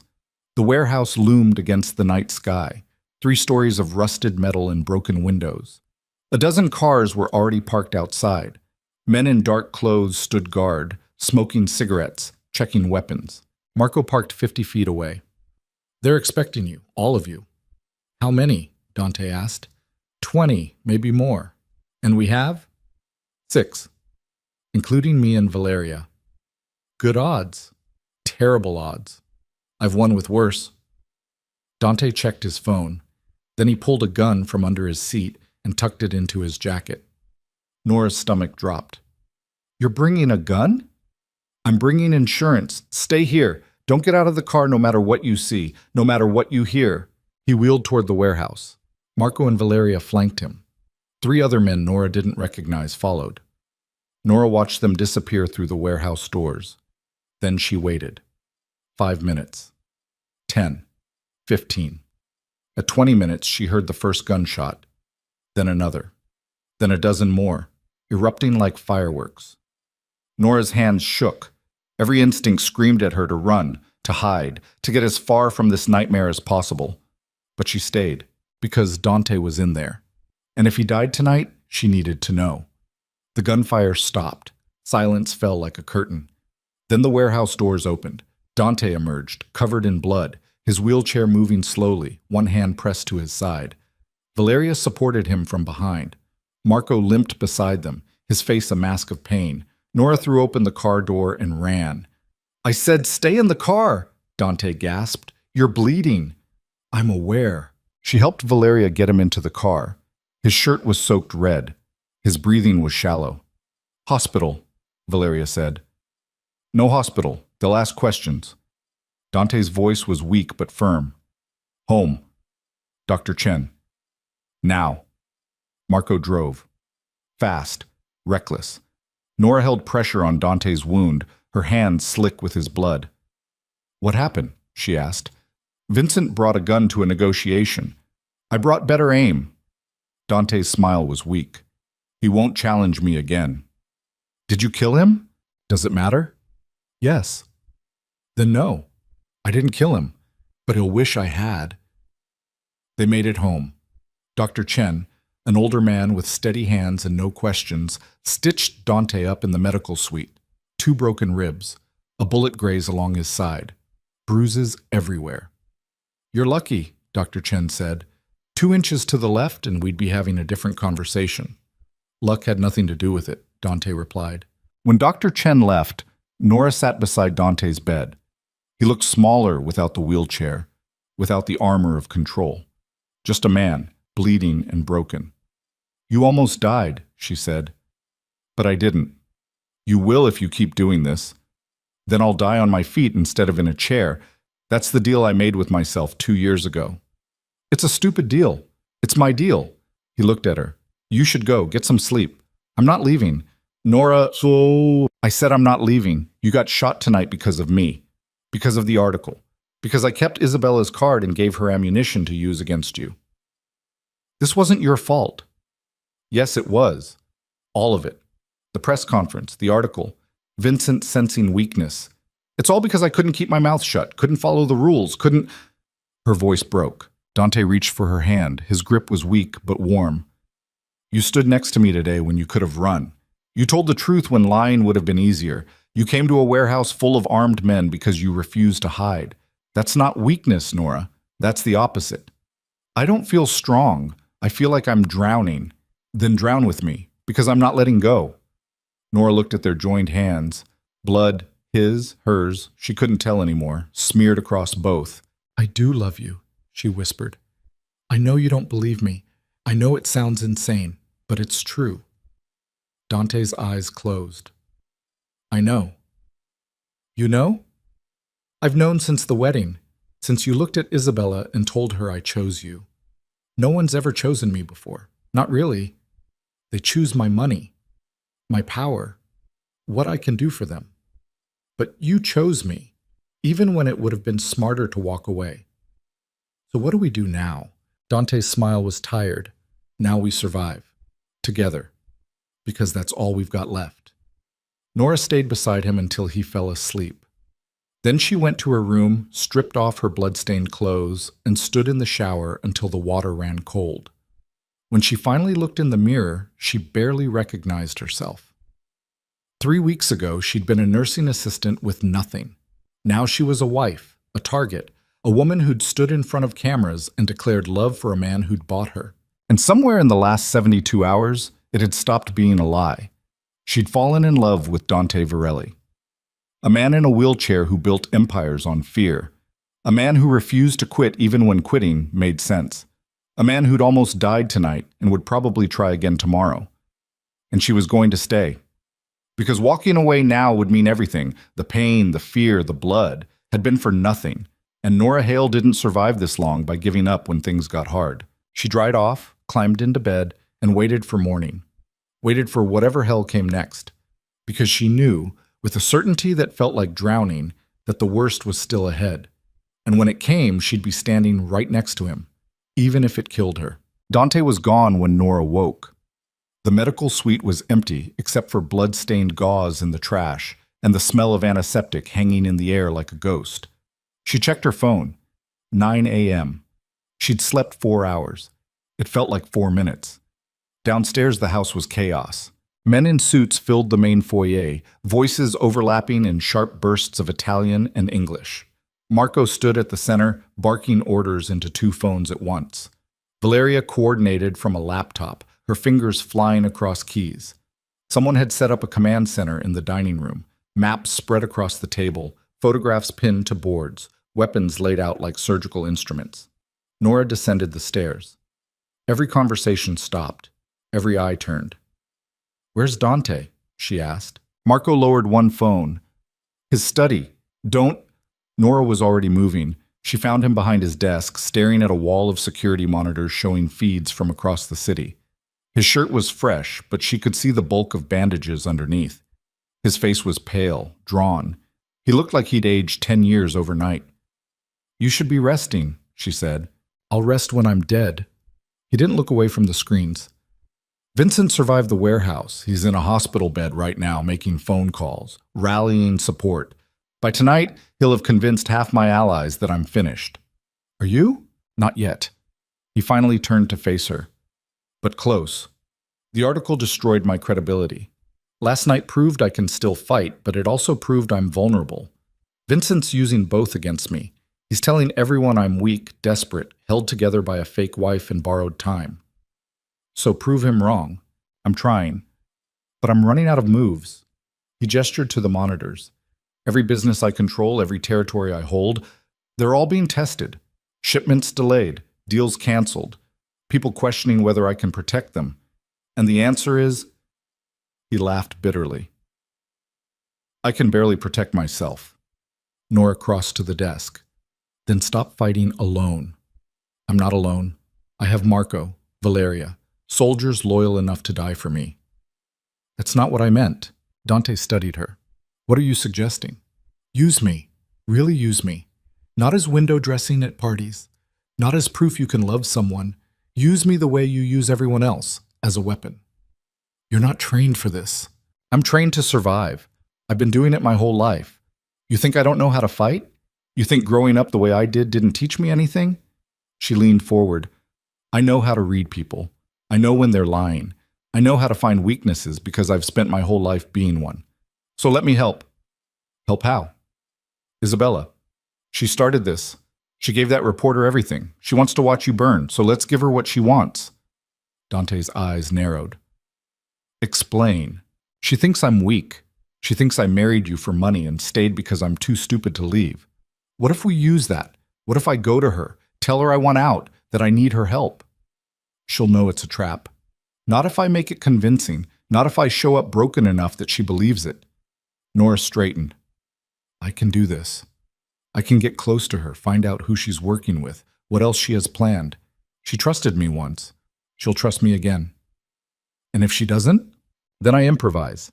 Same as I've been doing since the day I walked into this house. Dante was silent for a long moment. Then he pressed a button on his desk. Marco appeared in the doorway seconds later. Get me everything we have on Isabella Corsi's current location and daily routine, Dante said. I want to know where she goes, who she sees, when she's most vulnerable. Marco's expression didn't change. You're going after her? Nora is. Marco looked at Nora like she'd just volunteered to swim in shark-infested waters. That's suicide. It's strategy, Dante corrected. Isabella thinks she's won. She's celebrating. That makes her careless. And careless people make mistakes. What if Nora makes a mistake? Then we adapt. Like we always do. Dante's gaze locked on Nora. But she won't. She's stronger than anyone gives her credit for, including me. The words hit Nora somewhere deep. Validation she didn't know she needed. Marco left to gather intelligence. Valeria appeared next, walking Nora through the plan. Isabella lived in a penthouse downtown. She had minimal security, 2 bodyguards, both hired muscle without the training of Dante's people. She frequented a private club on 3rd Avenue every Thursday night. Tomorrow was Thursday. You approach her at the club, Valeria said. Public place. Cameras. She'll feel safe. You tell her you're done with Dante, that you want her help leaving. She'll either take the bait or she won't. And if she doesn't, then you walk away and we try something else. Valeria's expression was hard. But if she does take the bait, if she brings you into her confidence, you wear this. She handed Nora a necklace. Simple silver chain, small pendant, innocuous. Camera and microphone, Valeria explained. Live feedback to us. We'll hear everything she says, see everyone she meets. You get us proof of who she's working with, we can cut off her support before she does more damage. Nora held the necklace. It was heavier than it looked. What if she searches me? She won't. She's arrogant. She thinks you're desperate. Desperate people don't have the presence of mind to wear wires. But I do. Yes. Because you're not desperate anymore. You're angry. And angry is useful. The next 24 hours were preparation. Nora rehearsed her story until she could cry on command, told herself she was broken, that Dante had used her, that she needed escape. She practiced the slight tremor in her voice that signaled fear, the way her eyes would dart when lying, the body language of someone at the end of her rope. By Thursday evening, she looked the part. No makeup, hair pulled back in a messy ponytail, jeans and a sweatshirt instead of designer clothes. She looked like the Nora from 3 weeks ago. Exhausted, scared, drowning. The club was exclusive enough to have no sign outside, just a black door with a doorman who looked like he bench-pressed cars for fun. Nora approached slowly, clutching a purse that contained nothing but her phone and the business card Isabella had given her weeks ago. I'm here to see Isabella Corsi, she said. The doorman looked her up and down. You on the list? No, but she'll want to see me. Tell her Nora Varelli is here. He made a call. 30 seconds later, he stepped aside. Inside, the club was all dark wood and leather, dim lighting and expensive liquor. Low music thrummed through speakers hidden in walls. 24 people scattered across the space, beautiful, wealthy, bored. Isabella sat at a corner booth surrounded by 3 men in suits who looked like they'd kill someone for sport. She saw Nora and smiled. Well, This is unexpected. She gestured to the empty seat across from her. Sit. Nora sat. Her heart hammered, but she kept her expression neutral. Gentlemen, give us a moment, Isabella said. The three men left. Isabella leaned back, studying Nora like a specimen under glass. You look terrible, Isabella said. I feel terrible. Trouble in paradise? There's no paradise. There never was. Nora's voice cracked, not hard to fake when her nerves were already shredded. You were right about everything. He's using me. And when he sees done, he'll destroy me, just like you said. I did warn you. I didn't listen. I thought... Nora stopped, swallowed hard. I thought I could survive 6 months. Take the money, walk away. But it's not 6 months anymore. He's extending the contract, changing the terms. He says I'm too valuable to let go. Isabella's smile sharpened. Valuable how? I don't know. He won't tell me. But after the warehouse, after Vincent, he's paranoid. He thinks everyone's turning against him. He's keeping me locked in that house like a prisoner. Did he hurt you? Not physically, but Nora's hand shook. Real this time. I can't do this anymore. I can't be his wife, his weapon, his proof that he's not falling apart. I just want out. So leave. I can't. The contract says if I breach, I lose everything. My grandmother loses her medical care. I go back to having nothing. And Dante, he made it very clear what happens to people who break deals with him. Isabella sipped her drink. You want my help. You offered it once. I'm hoping the offer still stands. Silence. Isabella studied her with eyes that had seen too many lies to fall for one easily. Nora forced herself not to look away, to hold that gaze like someone with nothing left to lose. What exactly do you want from me? Isabella asked finally. Protection? Money. A way out that doesn't destroy me. Nora leaned forward. You have resources, connections. You said you could help. I'm asking you to help. And what do I get? Information. Everything I know about Dante's operations, his weaknesses, his plans. I've been inside that house for 3 weeks. I've seen things, heard things. I can give you everything you need to finish what you started. Isabella's smile was slow, predatory. You want to betray him. I want to survive. If that means betraying him, fine. He betrayed me first. What kind of information are we talking about? Nora pulled out her phone, opened a folder of photographs, screenshots from the security monitors in Dante's study, shipping manifests, financial records, names, and addresses. I took these this morning while he was in physical therapy. He doesn't know I have them. Isabella scrolled through the images. Her expression shifted. Interest, calculation, hunger. This is good, she said. This is very good. Vincent will pay a lot for this kind of intel. Vincent Calabrese? Who else? He's been trying to take Dante down for years. This might finally give him the ammunition he needs. Nora's pulse spiked. Confirmation. Isabella was working with Vincent, feeding him information, coordinating attacks. So, you'll help me? Nora asked. I'll do better than that. I'll introduce you to Vincent tonight. He'll want to meet the woman brave enough to betray Dante Varelli to his face. Tonight? Right now. He's waiting in the back room. Come on. Isabella stood. Nora followed, her mind racing. This was happening too fast. She wasn't ready. But she couldn't back down now. They walked through the club to a door marked private. Isabella knocked twice. It opened. Inside was a room that looked like a smaller, more exclusive version of the main club. Leather couches, a bar. And sitting on one of the couches, flanked by bodyguards, was a man Nora recognized from photographs Marco had shown her, Vincent Calabrese. Mid-50s, silver hair, expensive suit, the kind of smile that had probably looked charming once, but now just looked like a wolf showing teeth. Vincent, Isabella said, this is Nora Varelli, Dante's wife. Vincent's eyes raked over Nora. The famous Mrs. Varelli. I've been wanting to meet you. The feeling isn't mutual, Nora said. She needed to sell this. Couldn't seem too eager. Vincent laughed. I like her already. Sit. Let's talk. Nora sat. Isabella sat beside her. The bodyguard stayed standing, hands resting on weapons concealed under jackets. Isabella tells me you have information, Vincent said. I have photos Financial records, security protocols, everything you'd need to know how Dante operates. And why would you give that to me? Because I want out of my marriage and you want Dante destroyed. Our goals align. Do they? Or is this a trap? Dante sends his pretty wife to infiltrate my operation, feed me false information, set me up for another ambush like the warehouse? If Dante wanted to set you up, he wouldn't use me. He'd send Marco or one of his soldiers, people who know what they're doing. Nora's voice broke. I'm just trying to survive. Vincent studied her. Show me the photos. Nora handed over her phone. Vincent scrolled through, his expression unreadable. Then he handed the phone to one of his bodyguards. Verify these. Make sure they're real. The bodyguard left. Nora's stomach churned.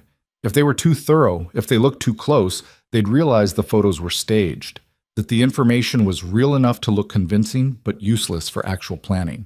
5 minutes passed. 10. Vincent made small talk about the club, about the weather, about nothing. Nora answered mechanically, her mind screaming. The bodyguard returned, whispered something in Vincent's ear. Vincent smiled. They're real. Impressive work, Mrs. Varelli. Dante taught you well. I learned from watching, not from him teaching. Even better. Natural talent. He leaned forward. Here's what I'm prepared to offer. You keep feeding us information, real-time updates on Dante's movements, his deals, his weaknesses. In exchange, I pay you $50,000 a month. When Dante finally falls, and he will fall, I personally guarantee your safety and your grandmother's continued medical care. Nora forced herself to nod. And if Dante finds out? Then you die. Probably badly. Probably slowly. So don't get caught. I won't. Good. Vincent stood, extended a hand. Welcome to the winning side, Mrs. Varelli. Nora shook his hand. His grip was cold, dry. When do you want the first update? Tomorrow, midnight. There's a warehouse on Pier 17. Come alone. Bring me something valuable, and we'll continue this arrangement. I'll be there. Vincent gestured to Isabella. See her out. Make sure she's not followed. Isabella led Nora back through the club. At the door, she grabbed Nora's arm. You're playing a dangerous game, she said quietly. I'm trying to survive. Survival sometimes means choosing the right enemies. Make sure you've chosen correctly. I have. Isabella released her. We'll see. Nora walked out into the night. 2 blocks away, a black car pulled up. Marco was driving. She climbed in. Did you get it? She asked. Every word. Every face. Vincent, Isabella, 3 bodyguards we've now identified. Valeria's already running backgrounds. Marco's expression was grim. You did well. Dante will be pleased. I don't care if he's pleased. I care that this works. It will.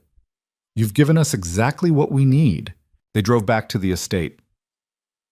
Nora's hands wouldn't stop shaking. She'd just betrayed Vincent Calabrese to his face, sold him false information, and agreed to spy for him against the man she was actually loyal to.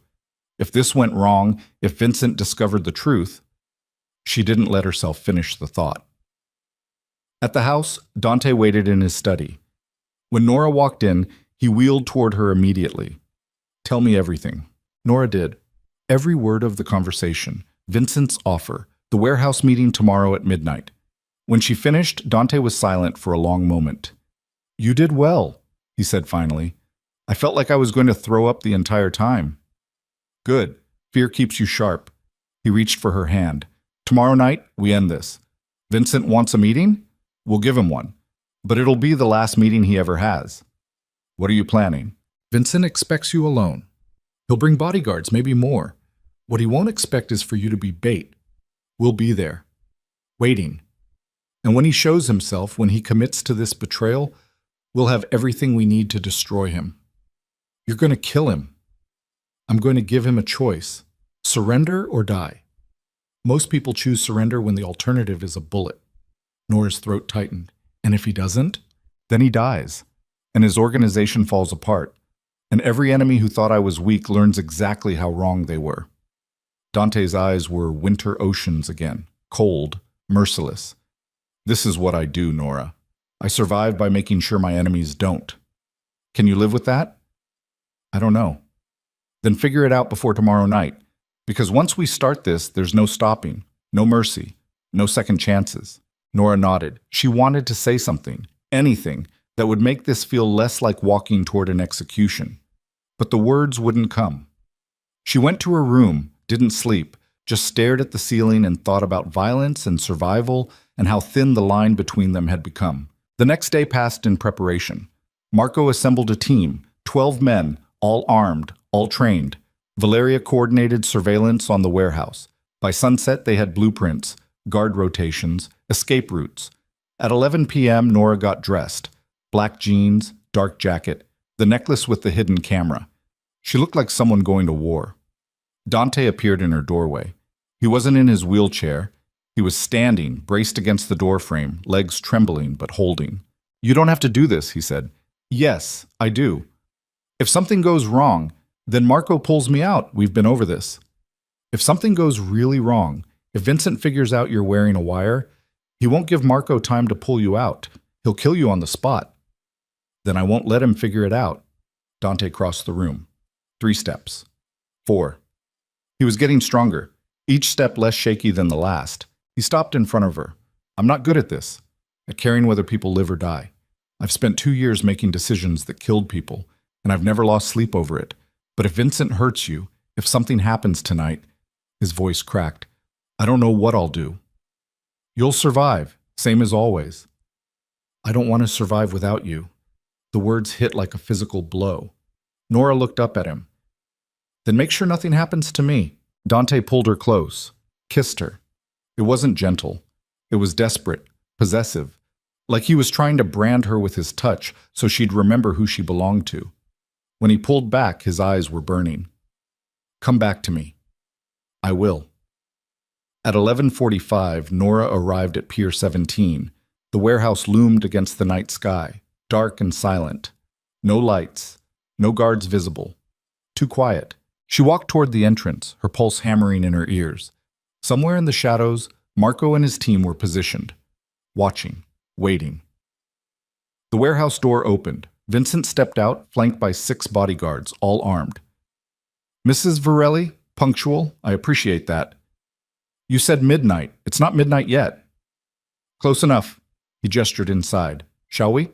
Nora followed him into the warehouse. It was cavernous, empty except for shipping containers stacked against walls. Dim lights flickered overhead. Her footsteps echoed. Vincent walked to the center of the space, turned to face her. "You brought the information?"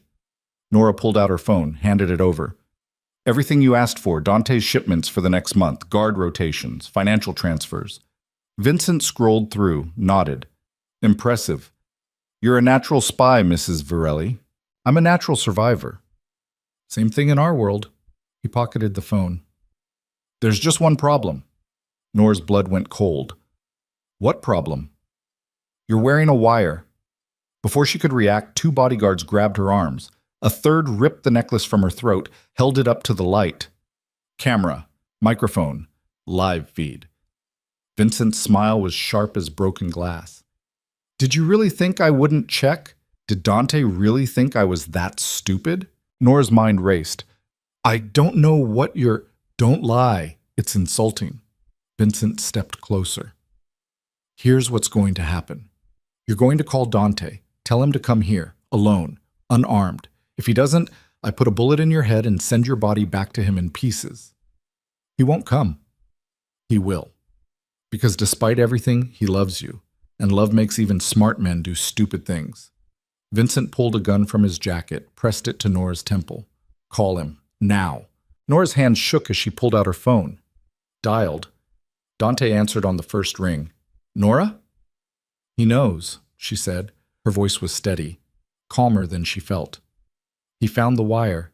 He wants you here, alone, or he kills me." Silence on the other end. Then, "Put him on." Nora handed the phone to Vincent. "Dante," Vincent said. "Good to hear your voice. Here's the situation. Your wife is currently seconds away from having her brains decorating my warehouse floor. You can stop that by showing up, alone, unarmed. You have 30 minutes. He hung up. "He won't come alone," Nora said. "Then you'll die and we'll find out just how much rage a crippled man can muster." Vincent gestured to his bodyguards. Tie her up. If Dante shows with an army, she's the first casualty. They zip-tied Nora's wrists behind her back, shoved her to her knees in the center of the warehouse. Vincent paced, checking his watch every few seconds. 20 minutes passed. 25. At 28 minutes, the warehouse door opened. Dante wheeled in. Alone. No Marco. No Valeria. No army. Just him. In his wheelchair. Unarmed, completely vulnerable. Vincent smiled. I didn't think you'd actually come. You have something that belongs to me. I want it back. Your wife? She's not yours. She's been working for me, feeding me information, betraying you. Vincent kicked Nora's shoulder, knocking her sideways. Isn't that right, Mrs. Varelli? Nora looked at Dante. His expression was unreadable. It's not true, she said. Of course it's not, Dante replied. His voice was calm, too calm. Vincent, you've made a lot of mistakes tonight, but your biggest one was thinking I'd come here alone. Vincent's smile faltered. You're bluffing. Am I? From the shadows, Marco appeared, then Valeria, then 12 men, all armed, surrounding the warehouse exits. Vincent's bodyguards raised their weapons. Marco's team raised theirs. Standoff. You're outnumbered, Vincent said. No, Dante said. You're outmaneuvered. My men have been in position for an hour. Yours just walked into a trap. So here's what happens next. You let Nora go. You surrender. You tell me who else is working with you, every name, every deal, and maybe you live through this. And if I refuse, then my men start shooting and you die first. Vincent's jaw tightened. You won't risk hitting your wife. Try me. The silence stretched, taut, deadly. Then Vincent laughed. You know what? Fine, take her. She's useless anyway. Dante Varelli's bought whore isn't worth dying over. He lowered his gun. Dante gestured to Marco. Cut her loose. Marco moved forward, knife out, sliced through the zip ties. Nora stood, rubbing her wrists. Come here, Dante said. Nora walked to him. He pulled her behind his wheelchair. Now, Dante said to Vincent, the names. Who else is working with you? I'll give you names, but not here, not with guns pointed at my head. Let's call this a draw. We both walk away. Live to fight another day. That's not how this works. Then shoot me. See what happens. Dante's finger tightened on his wheelchair's armrest. For a moment, Nora thought he'd give the order. Thought bullets would start flying and bodies would start dropping. But then he smiled, cold, merciless. You're right. Shooting you here would be messy. Too many witnesses, too much cleanup. So instead, I'm going to do something worse. I'm going to let you walk out of here, let you think you've won. And then, when you least expect it, when you finally start to feel safe, I'm going to destroy everything you've ever built, your business, your reputation, your life. You won't see it coming, and when you finally realize what I've done, it'll be too late to stop it. Vincent's face paled. You're bluffing. I never bluff. Ask anyone who's ever bet against me. Dante wheeled backward. Let's go. Marco and his team kept their weapons trained on Vincent as Dante, Nora, and the rest of the crew backed toward the exit. They made it outside, into waiting cars, drove away from the warehouse like they were fleeing the scene of a crime. In the car, Nora finally exhaled. What just happened? We won, Dante said. Not the way I planned, but we won. Vincent's still alive, Isabella's still out there, nothing's resolved. Everything's resolved. Vincent showed his hand. He committed to betraying me in front of witnesses. He aligned himself with Isabella, and now I have exactly what I need to dismantle both of them. How? Dante pulled out his phone. On the screen was a video feed, the warehouse, but from a different angle. A hidden camera Marco's team had planted hours ago. Every word Vincent said, every threat, every admission, all recorded. I send this to the right people, his business partners, his financiers, law enforcement, and Vincent Calabrese becomes radioactive. No one will touch him. No one will work with him. Within a week, his empire collapses. And Isabella? She goes down with him.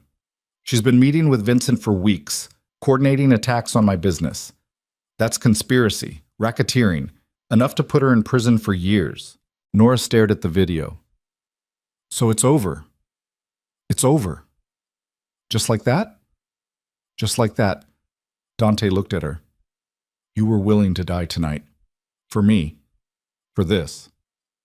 I didn't have a choice. You always have a choice. You could have told Vincent everything, could have actually betrayed me. But you didn't. You stayed loyal even when it would have been smarter to switch sides. I love you. Love doesn't have a smart side. Dante pulled her close, kissed her forehead. I love you too, and I'm never putting you in danger like that again. Yes, you will, because this is your world, and I chose to be part of it. Then we survive it together. They drove back to the estate. Inside, champagne was already being poured. Marco raised a glass. To the boss and his terrifying wife. Everyone drank. Nora stood beside Dante, feeling the adrenaline finally start to fade. They'd won. Vincent was finished. Isabella was finished. The threats were neutralized. But as she looked around the room, at men celebrating violence like it was a sport, at Dante already planning his next move, at the life she'd chosen, she realized something. This wasn't the end. This was just the beginning. Because in Dante Varelli's world, there was always another enemy, always another threat, always another battle, and she'd just proven she was willing to fight them all. But at what cost? At 2 a.m., after everyone had left, Nora found Dante in the gym. He was on the parallel bars again, pulling himself forward, legs dragging uselessly behind him. She watched in silence. After 10 minutes, he collapsed back into his wheelchair, saw her standing there. How long have you been watching? Long enough, she crossed the room. You're going to break yourself doing this. I'm already broken. Then stop trying to fix something that can't be fixed. I can't. His voice was raw. If I stop fighting, if I accept this, he gestured to the wheelchair. Then I've lost, and I don't lose. You've already won tonight. Vincent's finished. We're safe. For now. But there's always someone else. Another Vincent. Another Isabella. Another threat. And if I can't stand, if I can't walk, if I can't fight the way I used to, eventually someone will take advantage.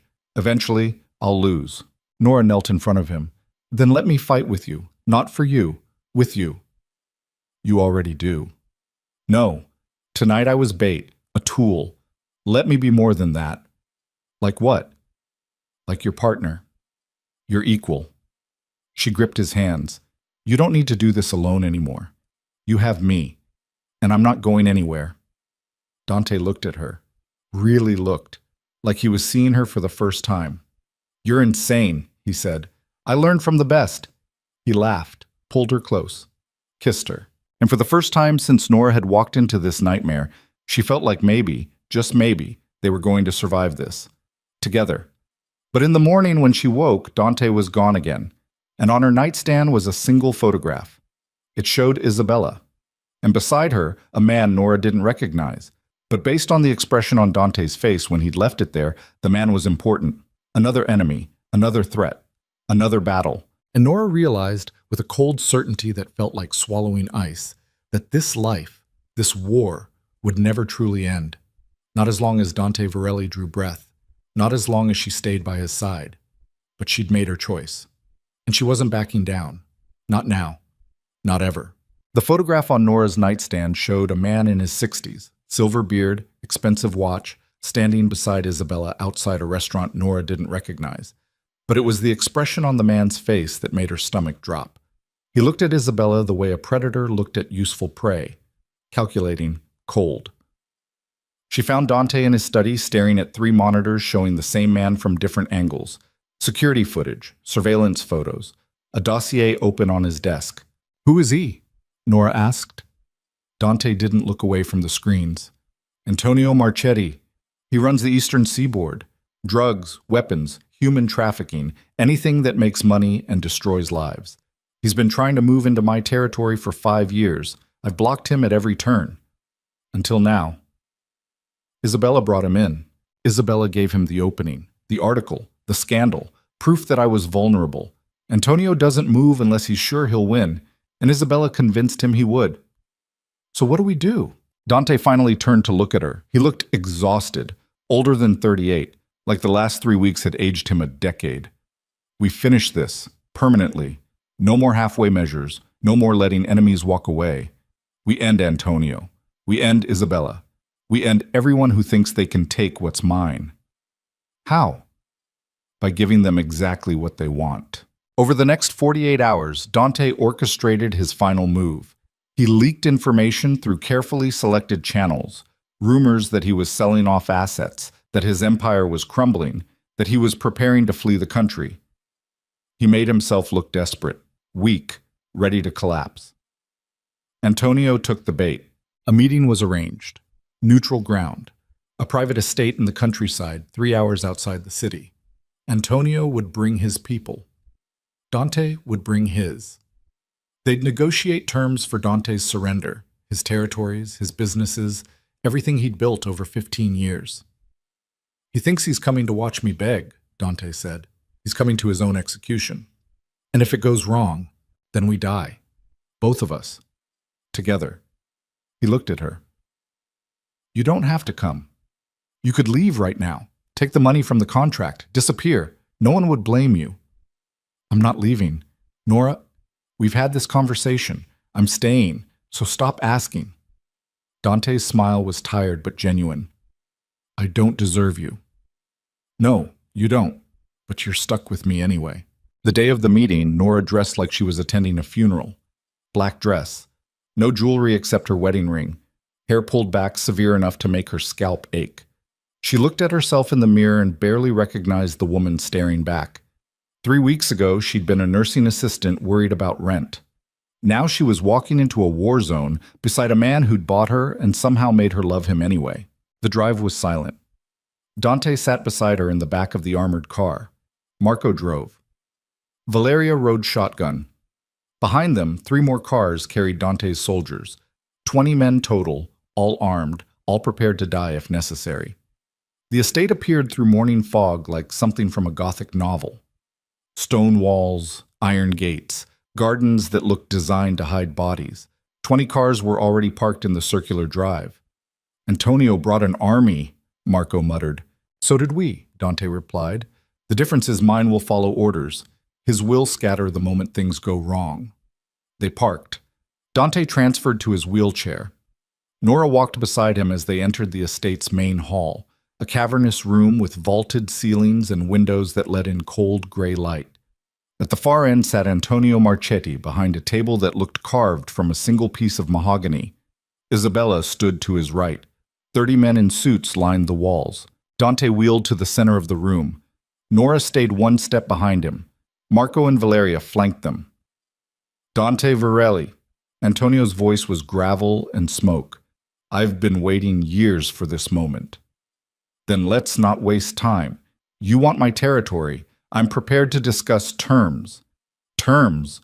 Antonio laughed. You're in no position to negotiate. Your empire is falling apart. Your wife is a fraud. Your enemies are circling. The only term I'm offering is complete surrender. And what do I get in return? Your life. Maybe. If you beg convincingly enough. Dante's expression didn't change. I've never begged for anything in my life. I'm not starting now. Then you're a fool. Maybe. But I'm a fool with insurance. Dante gestured to Marco. Marco pulled out a tablet, projected an image onto the wall behind Antonio. It showed a warehouse. Inside were pallets of white powder, guns, cash stacked in brick-sized bundles. This is your primary distribution center, Dante said, located at 4127 Industrial Boulevard. You move approximately 200 kilograms of cocaine through it every month. The DEA has been trying to find this location for 3 years. I can have this address in their hands within 5 minutes. Antonio's smile vanished. You're bluffing. Am I? The image changed. Now it showed Antonio meeting with a man in a senator's office. Senator Harmon, you've been paying her $200,000 a month to block legislation that would have shut down your operations. I have recordings of those conversations, transcripts, bank transfers, everything. Another image. Antonio at a dinner party with a judge. Judge Morrison, you bribed him to throw out the RICO case against your organization last year. I have proof. Image after image, meeting after meeting, crime after crime. Years of evidence compiled into an airtight case that could send Antonio to prison for the rest of his life.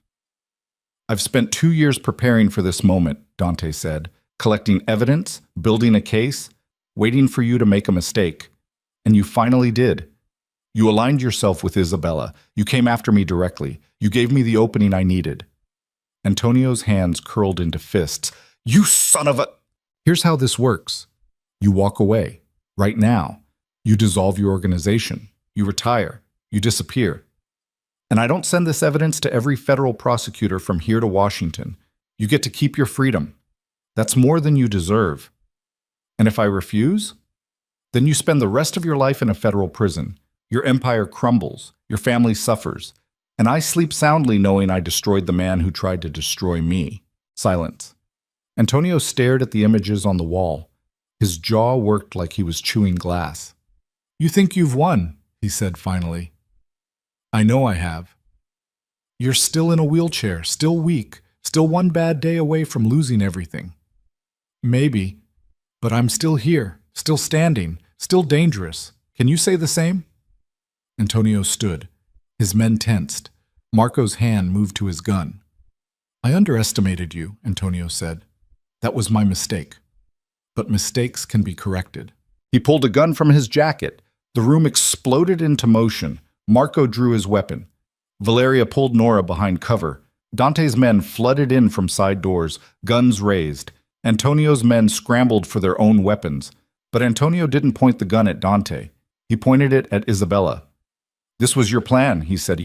You told me he was finished. You told me he was weak. You were wrong. Isabella's face went white.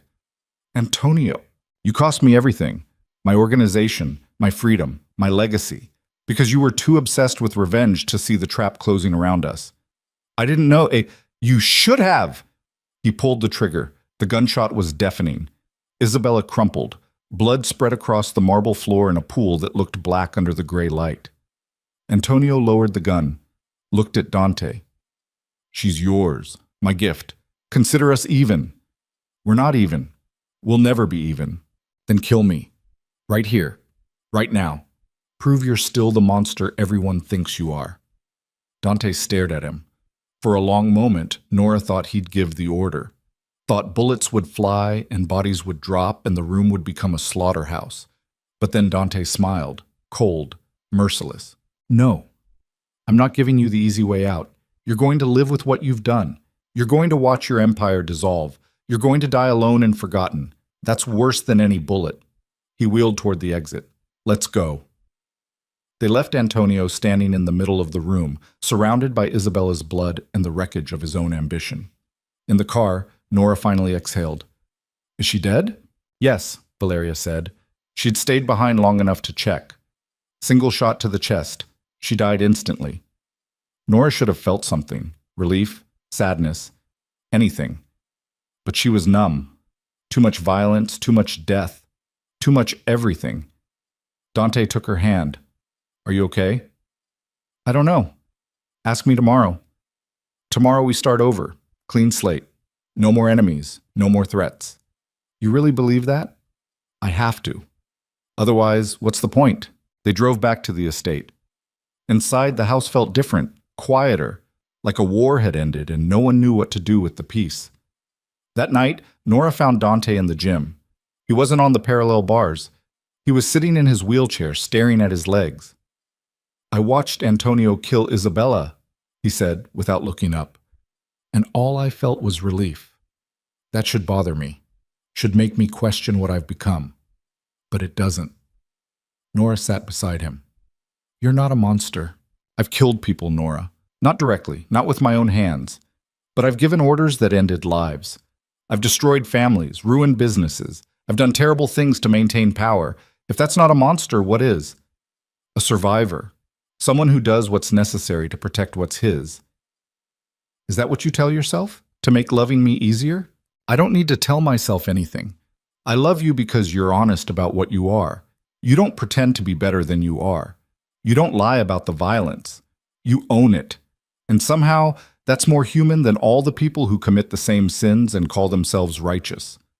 Dante looked at her. I don't deserve you. We've established that multiple times. She took his hand. But here's the thing. I don't deserve you either. I sold myself for money. I lied to everyone. I became complicit in everything you've done. So maybe we're perfect for each other. Two broken people who found each other in the dark and decided to stay. Is that what we're doing? Staying? The contract expires in 4.5 months. After that, I'm free to leave. Take my $2 million, walk away, never look back. Are you going to? No? Why not? Because somewhere between signing that contract and right now, this stopped being about money. It stopped being about survival. It became about you, about us, about building something real in a world that tried to destroy us both. She leaned closer. I love you, Dante Varelli, not because you paid me to, not because I'm playing a role, but because you're the first person who ever looked at me and saw someone worth fighting for. Dante pulled her onto his lap, kissed her like he was trying to prove something. When he pulled back, his eyes were burning. Marry me again, he said. We're already married. That was a contract, a performance. I want the real thing. No cameras, no audience, no lies. Just you and me and vows that actually mean something. When? Tomorrow, the next day, whenever you're ready. I don't care about timing. I just care about you. Nora kissed him. Tomorrow. They were married 3 days later in Dante's private garden. No guests, no press. Just a judge who asked no questions and witnessed vows spoken with voices that shook but held steady. Nora wore a simple white dress. Dante stood beside her, not in his wheelchair, but on his own 2 feet, trembling with effort but standing. He'd been working toward this moment for weeks, practicing in secret, pushing his body past every limit. When the judge asked if he took Nora to be his wife, Dante's voice was clear. I do. When Nora spoke her own vows, she meant every word. They kissed, and this time it felt like a beginning instead of an ending. That night, Dante stood by the window in their bedroom now, not separate rooms pretending to be marriage. He'd walked from the bed to the window, 15 feet, the most he'd managed since the accident. Nora watched him. You're getting stronger. Slowly. Too slowly. But yes. He turned to face her. Dr. Chen thinks I might regain partial function, maybe 70% mobility, enough to walk without assistance, not enough to run, not enough to be who I was before. You're already more than who you were before. How do you figure? Before, you were just powerful. Now you're powerful, and you know what it costs. That makes you dangerous in a different way. Dante smiled. You sound like Marco. Marco's smart. I'm learning from him. You're learning from all of us, becoming one of us. He crossed the room, slow steps, careful but steady. Does that scare you? Terrifies me. But I'm doing it anyway. Why? Because the alternative is going back to who I was, and I don't want to be that person anymore. She was small, scared, drowning. I'm not drowning anymore. What are you doing? Swimming, maybe even winning. Dante pulled her close. We're winning together. That's the only version of this that works. 3 months later, the contract officially expired. Nora woke on the final day and found a check on her nightstand. $2 million, exactly as promised. She tore it up. Dante found her in the kitchen, feeding shredded paper into the garbage disposal. That was $2 million, he said. I don't want it. It was part of the deal. The deal's over. This is something else. She turned to face him. I don't want your money. I don't want payment. I just want you. Is that enough? Dante's smile was slow, genuine. It's everything. He handed her a different envelope. Inside was a deed. The house. In her name. What is this? Insurance. If something happens to me, if someone finally takes me down, you own this house. You're protected, provided for. No one can take it from you. I don't need... Yes, you do. Because my world is dangerous, and I won't always be here to shield you from it. So take this. Let me protect you the only way I know how. Nora looked at the deed, then at Dante, then back at the deed. On one condition, she said, name it. You put your name on it too. We own it together, equal partners. No more you protecting me. We protect each other. Dante considered. Then he nodded. Deal. They had the deed amended that afternoon. Nora and Dante Varelli, joint ownership, equal shares. That night, they hosted a dinner. Not for business associates or enemies pretending to be allies. For the people who'd survived the war with them. Marco, Valeria, Dr. Chen, the staff who'd kept the house running through chaos. Ruth was there too. 6 months post-transplant, healthy, alive. She hugged Nora so tight it hurt. "You did good, honey," Ruth whispered. "I'm proud of you. I married a criminal for money to save your life. That's not exactly the moral high ground. You married a man who loves you, who you love back. Everything else is just details." Ruth pulled back. "And he's not as bad as you think. I've been watching. He's trying. That counts for something." Nora looked across the room at Dante. He was talking to Marco, gesturing animatedly about something. He looked relaxed, happy, real. "Yeah," Nora said. "It does." After dinner, after the guests had left, Nora and Dante sat on the terrace overlooking the gardens. The city lights glittered in the distance like stars that had fallen to earth. "Do you regret it?" Dante asked. "Any of it?" Nora thought about the question, about the 3 weeks of terror, the violence, the fear, the moments when she'd been certain she wouldn't survive. "No," she said finally, "I don't regret